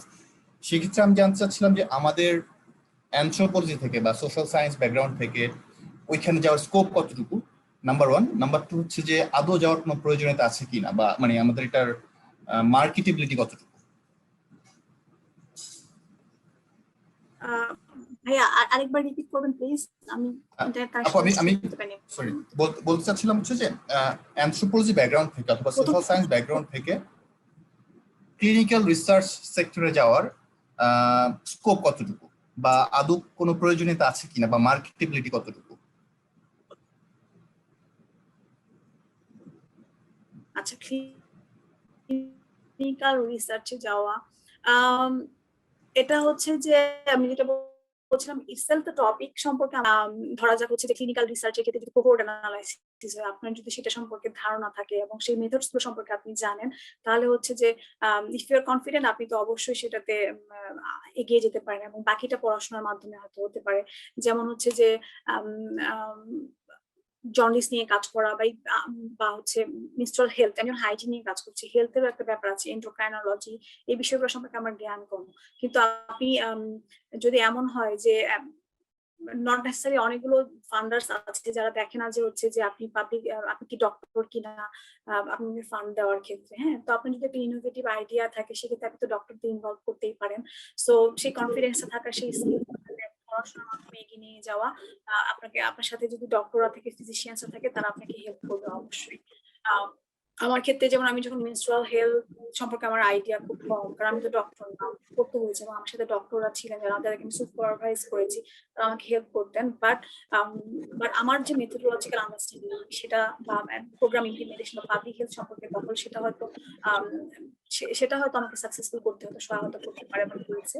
তো এটা হচ্ছে যে ক্লিনিক্যাল রিসার্চ গুলোতে আপনার রোল প্লে করার একটা জায়গা থাকে, আর বাকিটা হচ্ছে আপনি পড়াশোনার মাধ্যমে ওভার দ্য টাইম আপনি করতে মানে হয়তো ওভারকাম করে ফেলবেন। এবং হচ্ছে যে অবশ্যই আপনি নিশ্চয়ই ধরেন আপনি জন্ডিস নিয়ে কাজ করছেন, জন্ডিস নিয়ে আপনি তো কাজ করতে করতে জন্ডিস নিয়ে যদি একটা এক্সপার্টিসে চলে যান, তখন তো আপনি অন্য জায়গায় আর ব্যাক করবেন না। যেমন আমি এখন মেনস্ট্রুয়াল হেলথ বা হাইজিন নিয়ে কাজ করছি, এখন আমরা এখানে অনেক ডক্টর, এখন যদি আমি জন্ডিস নিয়ে কাজ করতে চাই তাহলে একটা সুইসাইড করার অবস্থা, মানে প্রথম থেকে শুরু করতে হবে আমার। তো হচ্ছে যে পার্টিকুলার একটা জিনিস সম্পর্কে পড়া, you can hire physicians in your project, আপনার দখল থাকতে হবে মেথোডোলজি, এপিডেমিওলজি এগুলো সম্পর্কে, এবং হচ্ছে প্রজেক্ট ইমপ্লিমেন্টেশন এগুলো সম্পর্কে। তাহলে আই থিঙ্ক হচ্ছে যে ইউ ক্যান ওভারকাম মানে যেই টপিকটা নিয়ে কাজ করেন না কেন আর কি, অথবা ফার্দার একটা ডিগ্রিও হয়তো করতে পারেন আমি পার্টিকুলার কোনো একটা, যেমন সার্টিফিকেট কোর্সের কথা বলছিলাম বা অ্যাসোসিয়েট কোর্সের কথা বলছিলাম। জি, সাব্বির হ্যান্ড রেজ করেছেন। সাব্বির, আমরা শেষের দিকে, আপনি ছোট্ট করে যদি প্রশ্নটা করেন। হ্যাঁ, একটু এখন যে কোশ্চেনটা করেছিল যে অ্যানথ্রোপোলজিস্ট ক্লিনিক্যাল স্টাডিতে যেতে পারবে কিনা, আমি ব্যক্তিগতভাবে মনে করি অবশ্যই যেতে পারবে। আমি এখানে যেখানে পড়ছি সেখানে আমার সাথে একজন কাজ করেন, তিনি হচ্ছে সোশ্যাল সায়েন্স থেকে পড়েছেন, কিন্তু ক্যান্সার অনকোলজিতে এপিডেমিওলজি তিনি লার্জ স্কেলে কাজ করছেন। সো এটা নট নেসেসারি যে হচ্ছে শুধু ডক্টররাই করবে ক্লিনিক্যাল স্টাডি, নট নেসেসারি, কারণ বায়োকেমিক্যাল অনেক ব্যাপার আছে সেগুলো হয়তো আমরা অত বুঝবো না, কিন্তু যার ফিজিক্যাল অ্যানথ্রোপোলজিতে ভালো ধারণা আছে সেগুলো ইজিলি করতে পারবে। আর একটা ছোট্ট কমেন্ট, সেটা হচ্ছে পাবলিক হেলথ ট্রেন্ডস এখন changing, and public health data analytics একটা বড় পার্ট, সেখানে machine learning, artificial intelligence and big data analysis যেটা খুব আসছে, এই জিনিসগুলো পাবলিক হেলথ ক্যারিয়ারে খুব একটা ভালো ইম্প্যাক্ট রাখবে। আর একটা হচ্ছে SRHR, এই জিনিসগুলো পাবলিক হেলথে নতুন আসছে এবং অ্যাসোসিয়েট ডিগ্রি হিসেবে নিতে পারে। আর ওনার কোশ্চেনের জন্যই বললাম যে হচ্ছে ওই জায়গাটায় অবশ্যই যেতে পারে, যাওয়ার সুযোগ আছে। থ্যাংক ইউ, ধন্যবাদ। অনেক ধন্যবাদ সাব্বির। আমরা স্লাইডে আগাবো। এর ছোট্ট একটা প্রশ্ন, যেটা হচ্ছে যে জামিউর রহমান, উনি চ্যাট বক্সে লিখেছেন, আমি যদি সঠিকভাবে বুঝে থাকি, যে মাস্টার্স তো আপু যেভাবে এক্সপ্লেইন করলেন আসলে দু ধরনের, একটা রিসার্চ মাস্টার্স, একটা কোর্স মাস্টার্স। উনি জানতে চেয়েছেন আপনার অভিজ্ঞতা থেকে আপনি কোনটাকে প্রেফার করেন। আচ্ছা, এটা হচ্ছে যে আমি যেহেতু আমি অলরেডি রিসার্চে কাজ করছিলাম, সেক্ষেত্রে আমি রিসার্চ বেসড মাস্টার্সে যাইনি, বা যাদের হচ্ছে যারা ফ্রেশার, যেমন মানে শুরু করবেন একদম ইউনিভার্সিটি থেকে ব্যাচেলর করে বা মাস্টার্সটা করেই করতে চান বাইরে একটা ডিগ্রি, সেক্ষেত্রে রিসার্চ বেসড ডিগ্রিটা করলে ভালো হবে, যে একটা ফুল মানে কমপ্লিট একটা ধারণা পাওয়া যাবে, এবং হচ্ছে যে ডেটাও থাকবে পাবলিকেশন করার জন্য। কারণ পাবলিক হেলথে তো সায়েন্সটা আমি যখন পাবলিশ করছি তখন হচ্ছে যে সেটা মানুষের জন্য উপকারে আসছে আর কি। অন্য আমি যদি ফেইলও করি সেটাও যদি আমি পাবলিশ করি, সেটা হচ্ছে যে একটা লার্নিং ফর আদার্স, আর তারা তাহলে আর ওই জিনিসটা আবার রিপিট করবে না। রিপিট না করাতে আমি তাদেরকে হেল্প করছি, সেক্ষেত্রে আমি তাদের কস্ট বাঁচাচ্ছি, ম্যান পাওয়ার বা টাইম এফোর্ট এগুলো বাঁচাচ্ছি আর কি। তো রিসার্চ হচ্ছে তাদের ক্ষেত্রে আমি বলবো যে একটা খুব ভালো একটা সুযোগ, যারা নতুন রিসার্চের সম্পর্কে আইডিয়া নেই, তো সেক্ষেত্রে একটা কমপ্লিট ধারণা পেলো, এবং যখন সে জব মার্কেটে গেল তখন তার অলরেডি হচ্ছে যে থিওরিটিক্যাল আন্ডারস্ট্যান্ডিং আছে, রিসার্চ করার ধারণা আছে, কিভাবে করতে হয় সেটা জানেন, ইথিক্যাল মোরাল ভিউজ গুলো সম্পর্কে জানেন, এবং ডেটা আছে, হয়তো পাবলিকেশনে যাবেন বা কিভাবে ম্যানুস্ক্রিপ্ট লিখতে হয়, আর্টিকেল লিখতে হয় সেটা সম্পর্কে ধারণা আছে। তো আমি এটাই মনে করি যে যারা হচ্ছে যে ফ্রেশার তাদের জন্য তো রিসার্চ বেসটা হতে পারে একটা অপশন। থ্যাংক ইউ আপু। আমরা যদি একটু দ্রুত আগাই, আমাদের হাতে 5 মিনিটের মতো আছে। হ্যাঁ, আচ্ছা, এখানে আমি বলতে চেয়েছি যে হচ্ছে পাবলিক ইউনিভার্সিটিজ, এটা গুগলে সার্চ দিলেই পাওয়া যাবে। এটা হচ্ছে সাংহাই র্যাঙ্কিং, আমি 20টা দিয়েছি, আমি স্লাইড গুলো আবার শেয়ার করবো, এটা আমার মনে হয় না বলার দরকার আছে, বাট টপ দু একটা হলো Harvard University, Johns Hopkins University, Lawrence school of hygiene, tropical medicine, এগুলা খুবই ভালো পাবলিক হেলথের জন্য। যদি কোনো সার্টিফিকেট কোর্স বা পিএইচডি বা মাস্টার্স ডিগ্রি করতে চান, এখানে অনেক সময় স্কলারশিপও থাকে, সেগুলো দেখতে পারেন। আচ্ছা, পরের ইয়েতে চলে যাই। হ্যাঁ, আচ্ছা, পাবলিক হেলথ ইউনিভার্সিটিজ বা ইন বাংলাদেশ অলরেডি আমি কিছু বলার চেষ্টা করেছিলাম। তারপর হচ্ছে নিপসম, যেটা national institute of preventive and social medicine. এটা হচ্ছে যে এখানে হচ্ছে যে ফুল টাইম কাইন্ড অফ, আমরা ইউনিভার্সিটি যেমন 9টা 5টা এই ধরনের, 9টা 4টা এখানে। এটা খুবই ভালো একটা ইনস্টিটিউট পাবলিক হেলথ পড়াশোনা করার জন্য। এরপর James P Grant school of public হেলথের কথা আমি রিকমেন্ড করবো, কারণ এখানে একটা ইন্টারন্যাশনাল এনভায়রনমেন্টও আছে। এবং সবচেয়ে ভালো যে জিনিসটা আমি মনে করি সেটা হলো যে এখানে থিওরির পাশাপাশি আমি প্র্যাকটিক্যাল জিনিসগুলো দেখতে পাচ্ছি। যেমন যদি আমি ইনফেকশিয়াস ডিজিজ বা ডায়রিয়া নিয়ে পড়তে চাই, আমি ওখানে আইসিডিডিআর সাথে যদি অ্যাডজান্ট, আমি হয়তো আইসিডিডিআর গিয়ে ডায়রিয়া কেসটা দেখে আসতে পারলাম বা অন্যান্য জিনিসগুলো দেখে। So I could relate theory and practice here. এটা একটা ভালো অপরচুনিটি। এটা 1 বছর একটা কমপ্লিট কোর্স, সবকিছু সম্পর্কে ধারণা দেয়, পাবলিক হেলথে যা যা দরকার হয়। এবং যেটা ইম্পর্টেন্ট হয় কি, যে ব্র্যাক এবং আইসিডিডিআরবির যারা কাজ করেন তারাই তো এখানে পড়ান, তো তাদের সাথে একটা লিঙ্ক তৈরি হয় এবং জব সেক্টরে পরবর্তীতে হয়তো যদি ভালো করেন বা সুযোগ থাকে বা একটা ভালো রিলেশন তৈরি হয়, সেক্ষেত্রে একটা অপরচুনিটি পাওয়া যেতে পারে আর কি। তারপরে আছে যে Bangladesh university of health sciences, school of public health, independent university, state university, American international university, north south university এবং অন্যান্য অনেক ইউনিভার্সিটিতে পাবলিক হেলথ ডিগ্রি এখন দেওয়া হয়। এবং কোনটা ভালো খারাপ কোনো আমি র্যাঙ্ক করতে চাই না, বাট এটা হচ্ছে যে ডিপেন্ড করে হচ্ছে যে বেশিরভাগ সময় আমরা হয়তো শুক্রবারে পড়ি বা শনিবারে পড়ি এবং অন্যান্য কাজের পাশে যখন পড়তে যাই তখন দেখা যায় কি জিনিসটাকে ভালো মতো আমি আয়ত্ত করতে পারি না। কিন্তু আমার কাছে মনে হয় যদি আমি ডেডিকেটেডলি করতে চাই এবং আমি মনে করি এটা আমার ইনভেস্টমেন্ট ফর ফিউচার ইমপ্রুভমেন্ট, তাহলে হচ্ছে যে যেখানেই করি না কেন, যে ম্যাটেরিয়ালস গুলো দেওয়া হচ্ছে বা যে বইগুলা রিকমেন্ড করা হচ্ছে সেগুলো পড়া এবং হচ্ছে যে সেগুলা বোঝা, এটা ইম্পর্টেন্ট আর কি। আচ্ছা, তারপরে হচ্ছে আমরা হচ্ছে যে financial support to পারসু public health degree. Sorry ভাইয়া, মিউট তোমার। জি, আমি মিউট ছিলাম। জি, একটা চ্যাট বক্সে আমরা একটা প্রশ্ন পেয়েছি যে স্পেসিফিক্যালি নিপসম থেকে মেডিকেল ব্যাকগ্রাউন্ডের যারা না, অর্থাৎ যারা এমবিবিএস না, ওনারা কি এমপিএইচ করতে পারেন? হ্যাঁ, আমার মনে আছে অ্যানথ্রোপোলজি থেকে আমাদের অনেক ভাইরা করেছিলেন, সো সুযোগ আছে। জি, থ্যাংক ইউ। আচ্ছা, তো এখানে আমি লিস্ট করার চেষ্টা করেছি কিছু প্রমিনেন্ট কিছু বা স্কলারশিপস, যেমন ফুল ব্রাইট প্রোগ্রাম ইউএসএ, এখানে 2 বছরের মাস্টার্স প্রোগ্রামে সাপোর্ট দেওয়া হয়। আগে পিএইচডি তে দেওয়া হতো, কিন্তু এখন সেটা বন্ধ আছে। অস্ট্রেলিয়া আওয়ার্স স্কলারশিপ 31 তারিখে এই মাসের ক্লোজিং ডেট। তারপর হচ্ছে শেভেনিং স্কলারশিপ ইউকে তে, ইসলামিক ডেভেলপমেন্ট ব্যাংক এর স্কলারশিপ প্রোগ্রাম আছে, সেটা already closed in February. Commonwealth scholarship আছে, বাট এখানে অবশ্যই যেহেতু এটা গভর্নমেন্ট, এখানে হয়তো একটু লবিং এর ব্যাপার থাকতে পারে। ইরেসমাস স্কলারশিপ, ইরেসমাস মুন্ডাস ইউরোপে পড়ার জন্য দেওয়া হয়। গেটস ক্যামব্রিজ স্কলারশিপ, এটা পার্টিকুলারলি ক্যামব্রিজে যারা পড়তে চায় তাদের জন্য এবং হাইলি কোয়ালিফাইড স্টুডেন্টদের জন্য সেখানে দেওয়া হয়। বাংলাদেশের কিছুদিন আগে, 2-1 বছর আগে হয়তো খুলেছে প্রাইম মিনিস্টার্স ফেলোশিপ। এখানে হচ্ছে যে যারা হচ্ছে যে গভর্নমেন্টের জন্য একটা কোটা আছে, বাট ওভারঅল বাইরে যারা, তাদের জন্য হয়তো 10% একটা কোটা আছে এবং আইপিএস আগে দিতে হয়। এটা ক্লোজ হয়ে গেছে আর্লি দিস ইয়ার। তো এইগুলো মোটামুটি। এছাড়াও হচ্ছে যে আমি সাজেস্ট করবো, আমি যখন প্রথম শুরু করি, আমি তখন স্কলারশিপ তো খুঁজছিলাম যখন 7-8 সালে, তখন হচ্ছে যে এই যে admin@scholarship-positions.com, এটা যদি সাবস্ক্রাইব করে রাখেন, এখান থেকে অনেক স্কলারশিপের ইমেল আসতে থাকে। সো যেটা সুইটেবল মনে হয় অ্যাপ্লাই করতে থাকা। ইভেন আমার মনে আছে আমি চীনের স্কলারশিপ পর্যন্ত অ্যাপ্লাই করছিলাম। তো তখন মনে হয় 2008 সাল বা 9 সাল, তো আমার ক্লাস টিচার বলছিলেন যে আপনি কি শিওর যে আপনি চীনে যেতে চান? আমি তখন বলছিলাম যে স্যার, আমি যেখানেই টাকা পাই সেখানেই পড়তে যেতে চাই। বাট দেন আমার ফুল ব্রাইটে হয়েছিল, জিআরই স্কোরটা একটু কম ছিল আমার, প্লাস সে সময় শাটডাউন হয় বারাক ওবামার সময়ে, তো আমার ফুল ব্রাইটে হয় নাই। বাট হচ্ছে অস্ট্রেলিয়া আওয়ার্স পরে গেলাম আমি।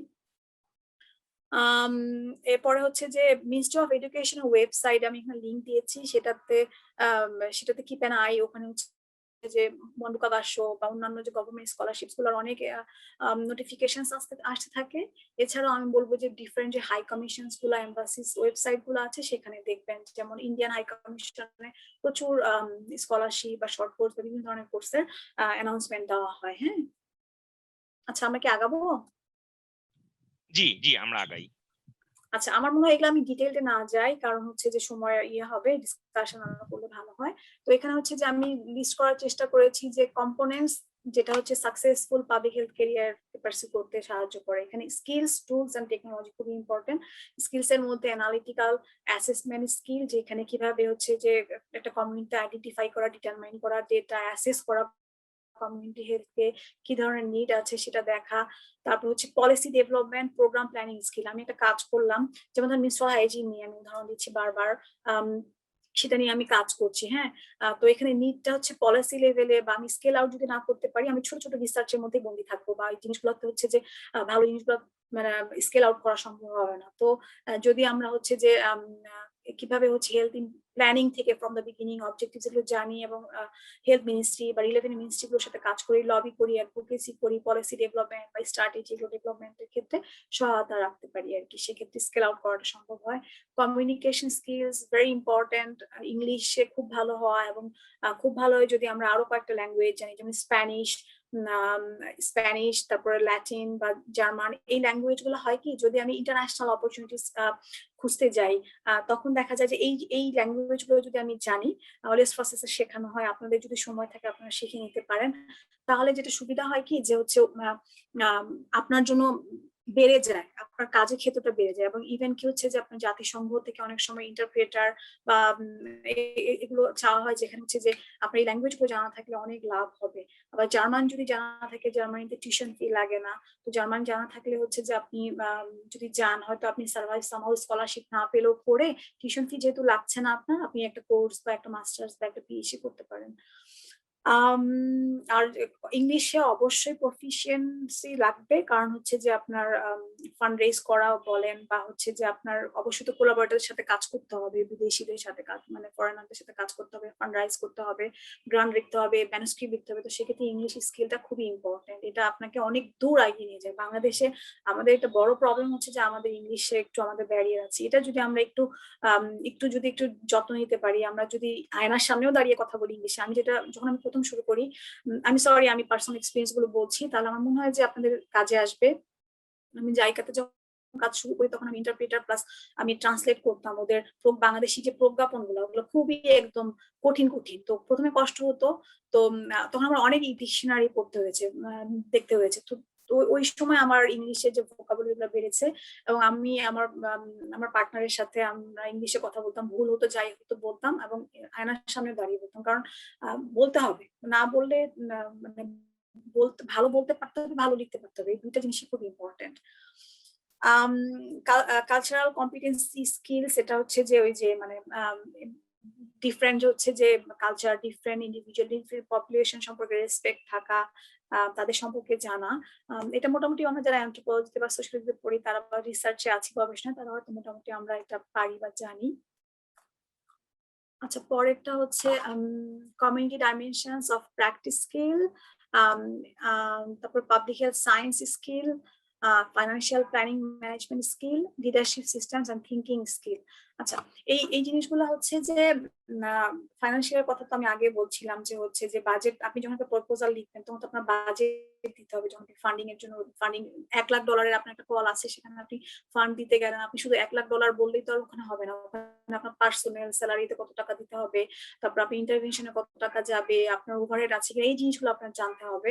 লিডারশিপ স্কিল থাকতে হবে, যেমন ধরেন যে হচ্ছে যে আপনি একটা প্রজেক্ট রান করবেন, আপনার আন্ডারে হায়ারার্কিক্যাল কিছু মানুষ আছে, হায়ারার্কিক্যাল পজিশনস গুলো আছে, সেখানে হচ্ছে যে তাদেরকে সুপারভাইজ করা, হেলদি টিম ওয়ার্ক মেইনটেইন করা, এই জিনিসগুলো ইম্পর্টেন্ট। আমি সবগুলো টাচ করছি না সময়ের জন্য, বাট হচ্ছে যদি স্পেসিফিক কোয়েশ্চেন থাকে পরে আমরা এগুলো নিয়ে আলোচনা করতে পারি। আচ্ছা, পরের স্লাইডটা কি দেখা যায়? জি, আমরা দেখতে পাচ্ছি। আচ্ছা, এটা হচ্ছে পরেরটা আমি বলছিলাম যে টুলস এন্ড টেকনোলজি। এখানে ইলেকট্রনিক মিডিয়া, মেডিকেল রেকর্ডস, তারপর হচ্ছে সোশ্যাল মিডিয়া, মোবাইল অ্যাপস, এগুলো খুবই ইম্পর্টেন্ট। যেমন হচ্ছে যে মেডিকেল রেকর্ডস, ইলেকট্রনিক, যেমন সার্ভেলেন্স আমরা করছি এখন, তাই না?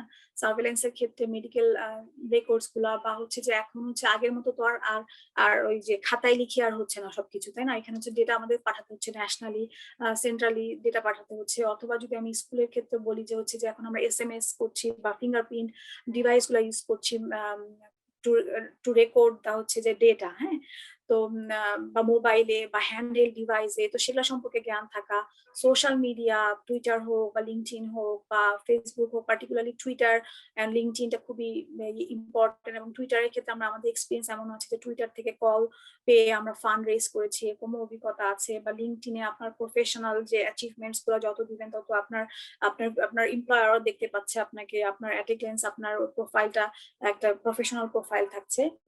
মোবাইল অ্যাপস এর ক্ষেত্রে এখন হচ্ছে যে স্মার্ট টেকনোলজি, যেগুলো আমি অলরেডি বলছিলাম, ফিঙ্গারপ্রিন্ট ডিভাইস বলেন বা হচ্ছে যে এই যে আল্ট্রাসাউন্ড, পোর্টেবল আল্ট্রাসাউন্ড মেশিন গুলা, যেগুলো দিয়ে আমরা সহজে এখন আল্ট্রাসাউন্ড করতে পারছি। ম্যাটার্নাল হেলথ, যেসব মায়েরা যেতে পারছেন না রুরাল এরিয়াতে, হার্ড টু রিচ এরিয়াতে ডেলিভারি বা অন্যান্য কমপ্লিকেশন, এএনসি অ্যান্টিনেটাল কেয়ার বা পিএনসি তে যেতে পারছে না, তাদেরকে আমরা সেখানে গিয়ে সার্ভিসটা দিতে পারছি।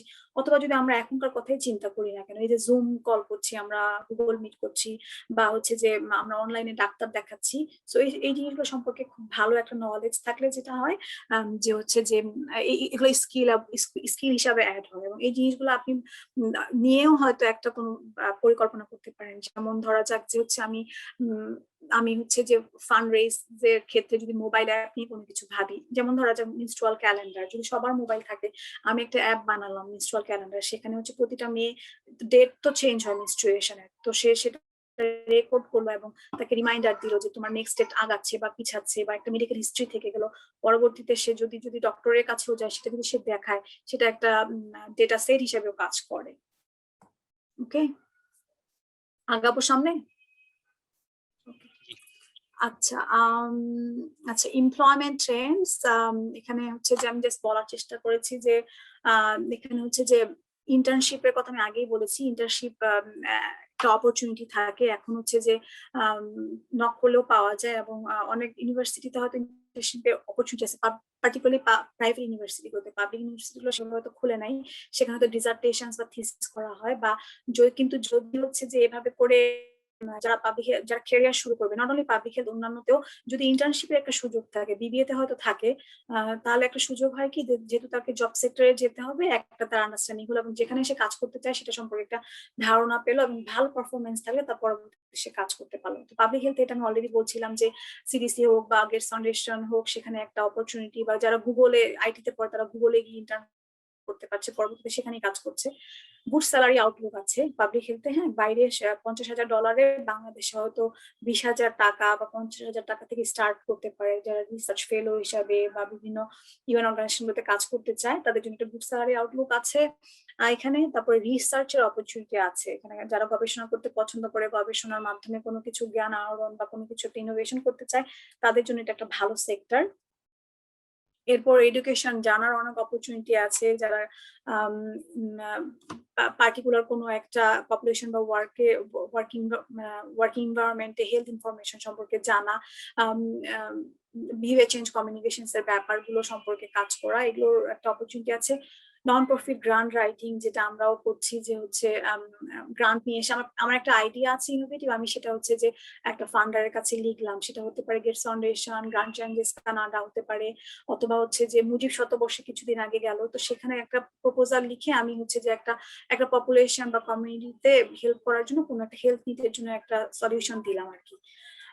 তারপর হচ্ছে যে অ্যাডভোকেসি পজিশন গুলা ইনক্রিজড অপরচুনিটি আছে, যে আমার ডেটাটাকে আমি ক্যাটালাইজ করা, সায়েন্টিফিক ফাইন্ডিংস গুলাকে নিয়ে আসা, গভর্নমেন্টের সাথে লিয়াজু করা, যে যেমন সোপি ওয়াটারের কথা আমি বলছিলাম, যে এটাকে আমরা লিয়াজু করে প্রমোশন করে নিয়ে এসেছি, WHO এটা এন্ডোর্স করেছে, এবং হচ্ছে যে এটা একটা রিকগনাইজড এখন method to hand wash for Covid এর জন্য পার্টিকুলারলি।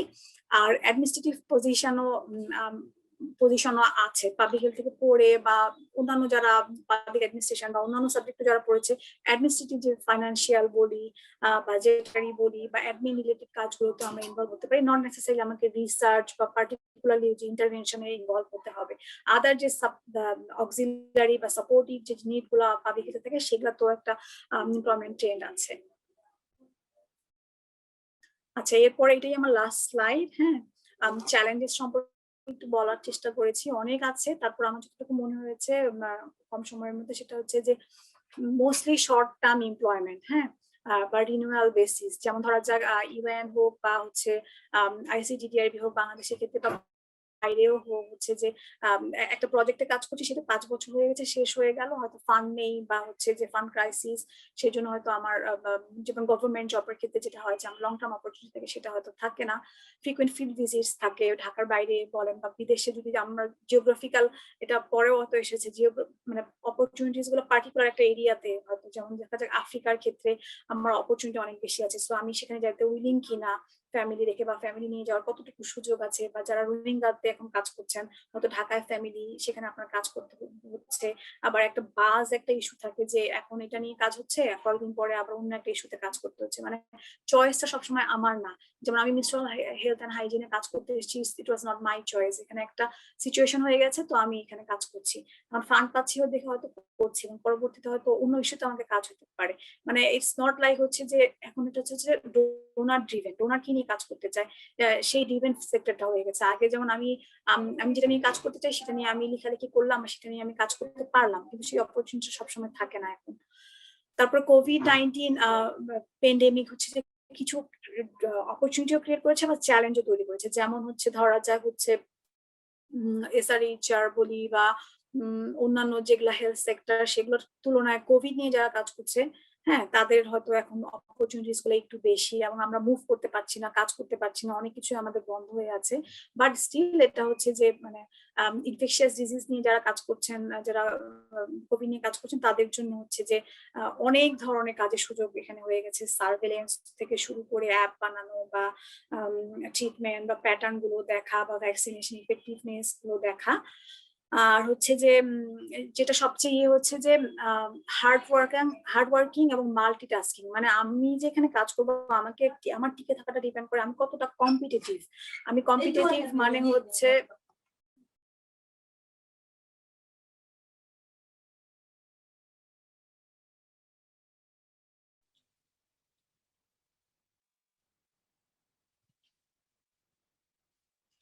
আমরা অপেক্ষা করছি, সম্ভবত ফারহানা আপুর এন্ডে কোনো একটু সমস্যা হয়েছে। আমি সরি ভাইয়া, আমার কোনো সমস্যা নেই। জি হ্যাঁ, আচ্ছা, আমি সরি, আমি আবার জি আপু, আর হচ্ছে আমি আপনাকে চ্যাট বক্সে ছোট্ট একটা মেসেজ দিয়েছি, আপনি যদি একটু দেখে নেন। আচ্ছা, ওকে। আমি কি জানি বলছিলাম, আচ্ছা হ্যাঁ, মাল্টিটাস্কিং আছে এখানে, হচ্ছে যেমন কোয়ালিটেটিভ ইন্টারভিউ সম্পর্কে ধারণা থাকা, তারপরে সার্ভে করতে পারা, ইংলিশে ভালো হওয়া, গ্রান্ট রাইটিং, এই সব জিনিসগুলো একটা প্যাকেজ চায় সবাই, এমপ্লয়ার গুলো এখন প্যাকেজ, একটা কম্বিনেশন অফ স্কিলস চায়, কম্বিনেশন অফ প্যাকেজ চায়, যেগুলো সম্পর্কে ধারণা থাকলে আপনার টিকে থাকাটা অনেক সহজ হয়, কারণ it depends on funds, it depends on হচ্ছে যে ইটস ডোনার ড্রিভেন, এবং হচ্ছে আমরা কতটুকু ইনোভেটিভলি ভাবতে পারছি সেটার উপর ডিপেন্ড করে। আচ্ছা আচ্ছা, ওকে। তো এটাই ছিল লাস্ট স্লাইড। আমি একটু কারেকশন একটা জায়গায় করতে চাচ্ছিলাম, মানে সোহেলের একটা কোয়েশ্চেন ছিল যে ডক্টর অফ পাবলিক হেলথ, সেটা আমার মনে আমি ভুল বলেছি, সেটা হচ্ছে doctor of public health particularly public health leadership, public health theories, এগুলো সম্পর্কে পার্টিকুলারলি একজনকে হচ্ছে ট্রেনিং দেয়। আর ডক্টর অফ ফিলোসফি যেটা, সেটা তো যে কোনো সাবজেক্টে, যেটা বলছিলাম আর কি। ধন্যবাদ সবাইকে এতক্ষণ সাথে থাকার জন্য। ক্ষমা সুন্দর দৃষ্টিতে দেখবেন যদি কোনো কোথাও অনেক জায়গায় হচ্ছে যে তাড়াহুড়ো করেছি, অনেক জায়গায় ধরতে পারিনি, তো আমরা ডিসকাশনের সুযোগ থাকলে করতে পারি, এবং I am reachable any time. Gaurav এবং সোহেলের কাছে আমার দেখা আমার কন্টাক্ট ডিটেইলস থাকবে। So thank you so much. Thank you আপু, অনেক ধন্যবাদ। আর হচ্ছে যে বিশেষত ধন্যবাদ আমাদের সাথে এখনো সময় পার হয়ে যাওয়ার পরেও আমাদের 1.5 ঘন্টা সেশন প্রায় আমরা 2.5 ঘন্টা করে ফেলেছি। তো এতক্ষণ যারা আমাদের সাথে আছেন, এবং ভবিষ্যতে যারা এই রেকর্ডেড সেশনটি ইউটিউব বা আমাদের ফেসবুকে যারা দেখবেন, আপু আপনার শেষ যদি আর কোনো মন্তব্য থাকে, নয়তো হচ্ছে যে আমরা সেশন আজকে ক্লোজ করব। শেষ মন্তব্য বলবো হচ্ছে যে পাবলিক হেলথ হচ্ছে যে একটা এমন একটা আমার আমার একটা পছন্দের জায়গা পাবলিক হেলথ, কারণ আমি তার জন্য কিছু করতে পারছি আর কি। অ্যানথ্রোপোলজি থেকে এটা ডিফারেন্টও, আবার ডিফারেন্টও না বলতে পারবেন, কারণ আমরা যা শিখে এসেছি থিওরিজ গুলা, সেগুলো সবই লাগছে, এবং নট নেসেসারিলি অ্যানথ্রোপোলজি, অন্যান্য ডিসিপ্লিন থেকে যারা আসছেন তাদের যে নলেজ গুলো, সেগুলো এখানে এনরিচ করে পাবলিক হেলথ সেক্টরটাকে। তো এটা হচ্ছে যে একটা ইন্টারভেনশন দেই আমরা, একটা হচ্ছে যে সমাধান দেওয়ার চেষ্টা করি। হ্যাঁ, তো যেমন আমার কাছে খুব ভালো লাগে যখন আমি যেমন আমার ইনোভেশনস গুলো সম্পর্কে যদি আমি বলি, যে প্রথমে যখন কাজ শুরু করলাম আমি ক্লথ প্যাড বানালাম একটা, যেটা হচ্ছে মেয়েরা খুব পছন্দ করেছে এবং সেটা আমি এখন প্যাটেন্টের জন্য অ্যাপ্লাই করেছি। তারপরে ওয়াশার ড্রায়ার বানালাম, কারণ মেয়েরা হচ্ছে যে যারা মেয়েরা এবং নারীরা যারা হচ্ছে যে কাপড় ব্যবহার করেন, সাধারণত ওভার 80% কাপড় ব্যবহার করে বাংলাদেশে, এবং কারণ হচ্ছে ডিসপোজেবল প্যাড গুলোর দাম বেশি, তো সেগুলো ওরা হচ্ছে যে ওপেনলি শুকাতে চায় না, কারণ হচ্ছে যে ট্যাবু বা স্টিগমা ছেলেরা দেখে ফেলবে। সেজন্য আমরা একটা ওয়াশার এন্ড ড্রায়ার বানিয়েছি কনসিয়াস কানাডার ফান্ডিং এ। সেটাও মেয়েরা অনেক পছন্দ করেছে এবং ডিসক্রিটলি ডিগনিটি তারা সেটা ব্যবহার করে মেনস্ট্রুয়াল হাইজিন ম্যানেজমেন্ট করতে পারছে। এরপরে আমরা জুট নিয়ে কাজ করছি, জুট দিয়ে আমরা প্যাড বানানোর চেষ্টা করছি। যদি সেটা সাকসেসফুল হয়, বাংলাদেশে 54 মিলিয়ন উইমেন যারা মেনস্ট্রুয়েটিং তাদের জন্য এটা একটা অল্টারনেটিভ সলিউশন হবে এবং বাংলাদেশের সেক্টর জুট সেক্টর ইকোনমিটা এলিভেট করবে। এবং এখন যেটা কাজ করছি সেটা হচ্ছে যে নিউট্রিয়েন্ট বার, যেটা হচ্ছে যে স্টিগমা একটা কাজ করে যে যখন মেনস্ট্রুয়েশন হয় তখন মেয়েরা হচ্ছে যে ফিশ মিট এগুলো খেতে চায় না, কিন্তু তাদের ব্লাড লস হয়, এগুলো না খেলে আরো প্রবলেম হয়, অ্যানিমিয়া, আয়রন ডেফিসিয়েন্সি অ্যানিমিয়া হয়। তো এই নিউট্রিয়েন্ট বার যেটা আমরা বানানোর চেষ্টা করছি সেটার মধ্যে আয়রন ডেফিসিয়েন্সি অ্যানিমিয়া কমানোর যে মাইক্রোনিউট্রিয়েন্টস গুলো সেগুলো থাকবে, তাহলে হয়তো দেখা যাবে যে তাদের ওই সময় তারা যদি হচ্ছে অ্যাডোলেসেন্ট গার্লস এবং মহিলারা যদি ওই বারটা খায় তাহলে হয়তো তাদের আয়রন ডেফিসিয়েন্সি অ্যানিমিয়াটা হবে না। তো এগুলো খুব কাজ, এগুলো হচ্ছে একটা মেয়ে হিসাবে বলি বা হচ্ছে যে ওদের জন্য যে আমি কিছু করতে পারছি, এটা খুব একটা আগ্রহের জায়গা বা আমার পছন্দের জায়গা। এবং মনে হয় এক একটা প্রজেক্ট আমার এক একটা ছোট ছোট বাচ্চা এগুলোকে মানে গ্রো হতে দেখা এই ধরনের আর কি। তো মানুষের জন্য কিছু করতে পারার একটা অপরচুনিটি থাকে, but you need to be passionate হতে হবে, ডেডিকেটেড হতে হবে, হার্ড ওয়ার্ক হতে হবে, রাত নাই দিন নাই কাজ করতে হবে টাইপের। যেমন ধরা যাক সেক্স ওয়ার্কার যদি নিয়ে কাজ করে না, আপনি 9টা 5টা অবশ্যই করতে পারবেন না, তাই না? তো আপনার হয়তো যে যারা স্ট্রিট সেক্স ওয়ার্কার তারা হয়তো রাতেই কাজে বের হয়, তখন তো আপনার তো সেই আপনার ডেডিকেশনটা থাকতে হবে যে আমি রাতে কাজ করব, আমি এনিহাও আমি এটা করবো আর কি। তো আমি বলবো যে হচ্ছে যে কাজের ক্ষেত্রটা অনেক ভালো, ডিপেন্ড করে আপনার মেধা, আপনার মনন, আপনার হচ্ছে যে ডেডিকেশনের উপরে। সো সবার জন্য শুভেচ্ছা আর হচ্ছে শুভকামনা যারা এই সেক্টরে কাজ করতে চান। যে কোনো প্রয়োজনে যোগাযোগ করবেন। ধন্যবাদ সবাইকে। অনেক ধন্যবাদ আপু এত প্রাণবন্ত একটা সেশন আমাদের উপহার দেওয়ার জন্য। আর আমাদের সকল শ্রোতাদের উদ্দেশ্যে আরো একবার মনে করিয়ে দিতে চাই যে platform for development practitioners PDP এর মাসিক আয়োজন আমরা প্রতি মাসের সাধারণত তৃতীয় বা চতুর্থ শনিবারে আমরা এই আয়োজনটা করে থাকি।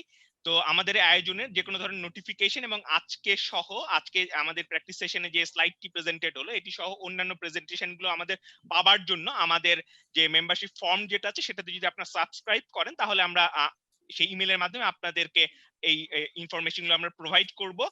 এবং আমাদের যে ফেসবুক পেজ আছে, ফেসবুক পেজটি অ্যাড্রেস হচ্ছে facebook.com/pdpbd21। আমি আবার বলছি facebook.com/pdpbd21। সো এই পেজে গিয়ে আপনারা আমাদের এই প্ল্যাটফর্ম সম্পর্কে এবং আমাদের যে মেম্বারশিপ লিংক আছে সেটাও পেয়ে যাবেন। তো সবাইকে অনেক ধন্যবাদ। সবাই ভালো থাকবেন, সুস্থ থাকবেন এবং এই প্যান্ডেমিকের ভেতরে নিজের এবং চারপাশের মানুষের শারীরিক এবং মানসিক স্বাস্থ্যের দিকে নজর রাখবেন। শুভরাত্রি।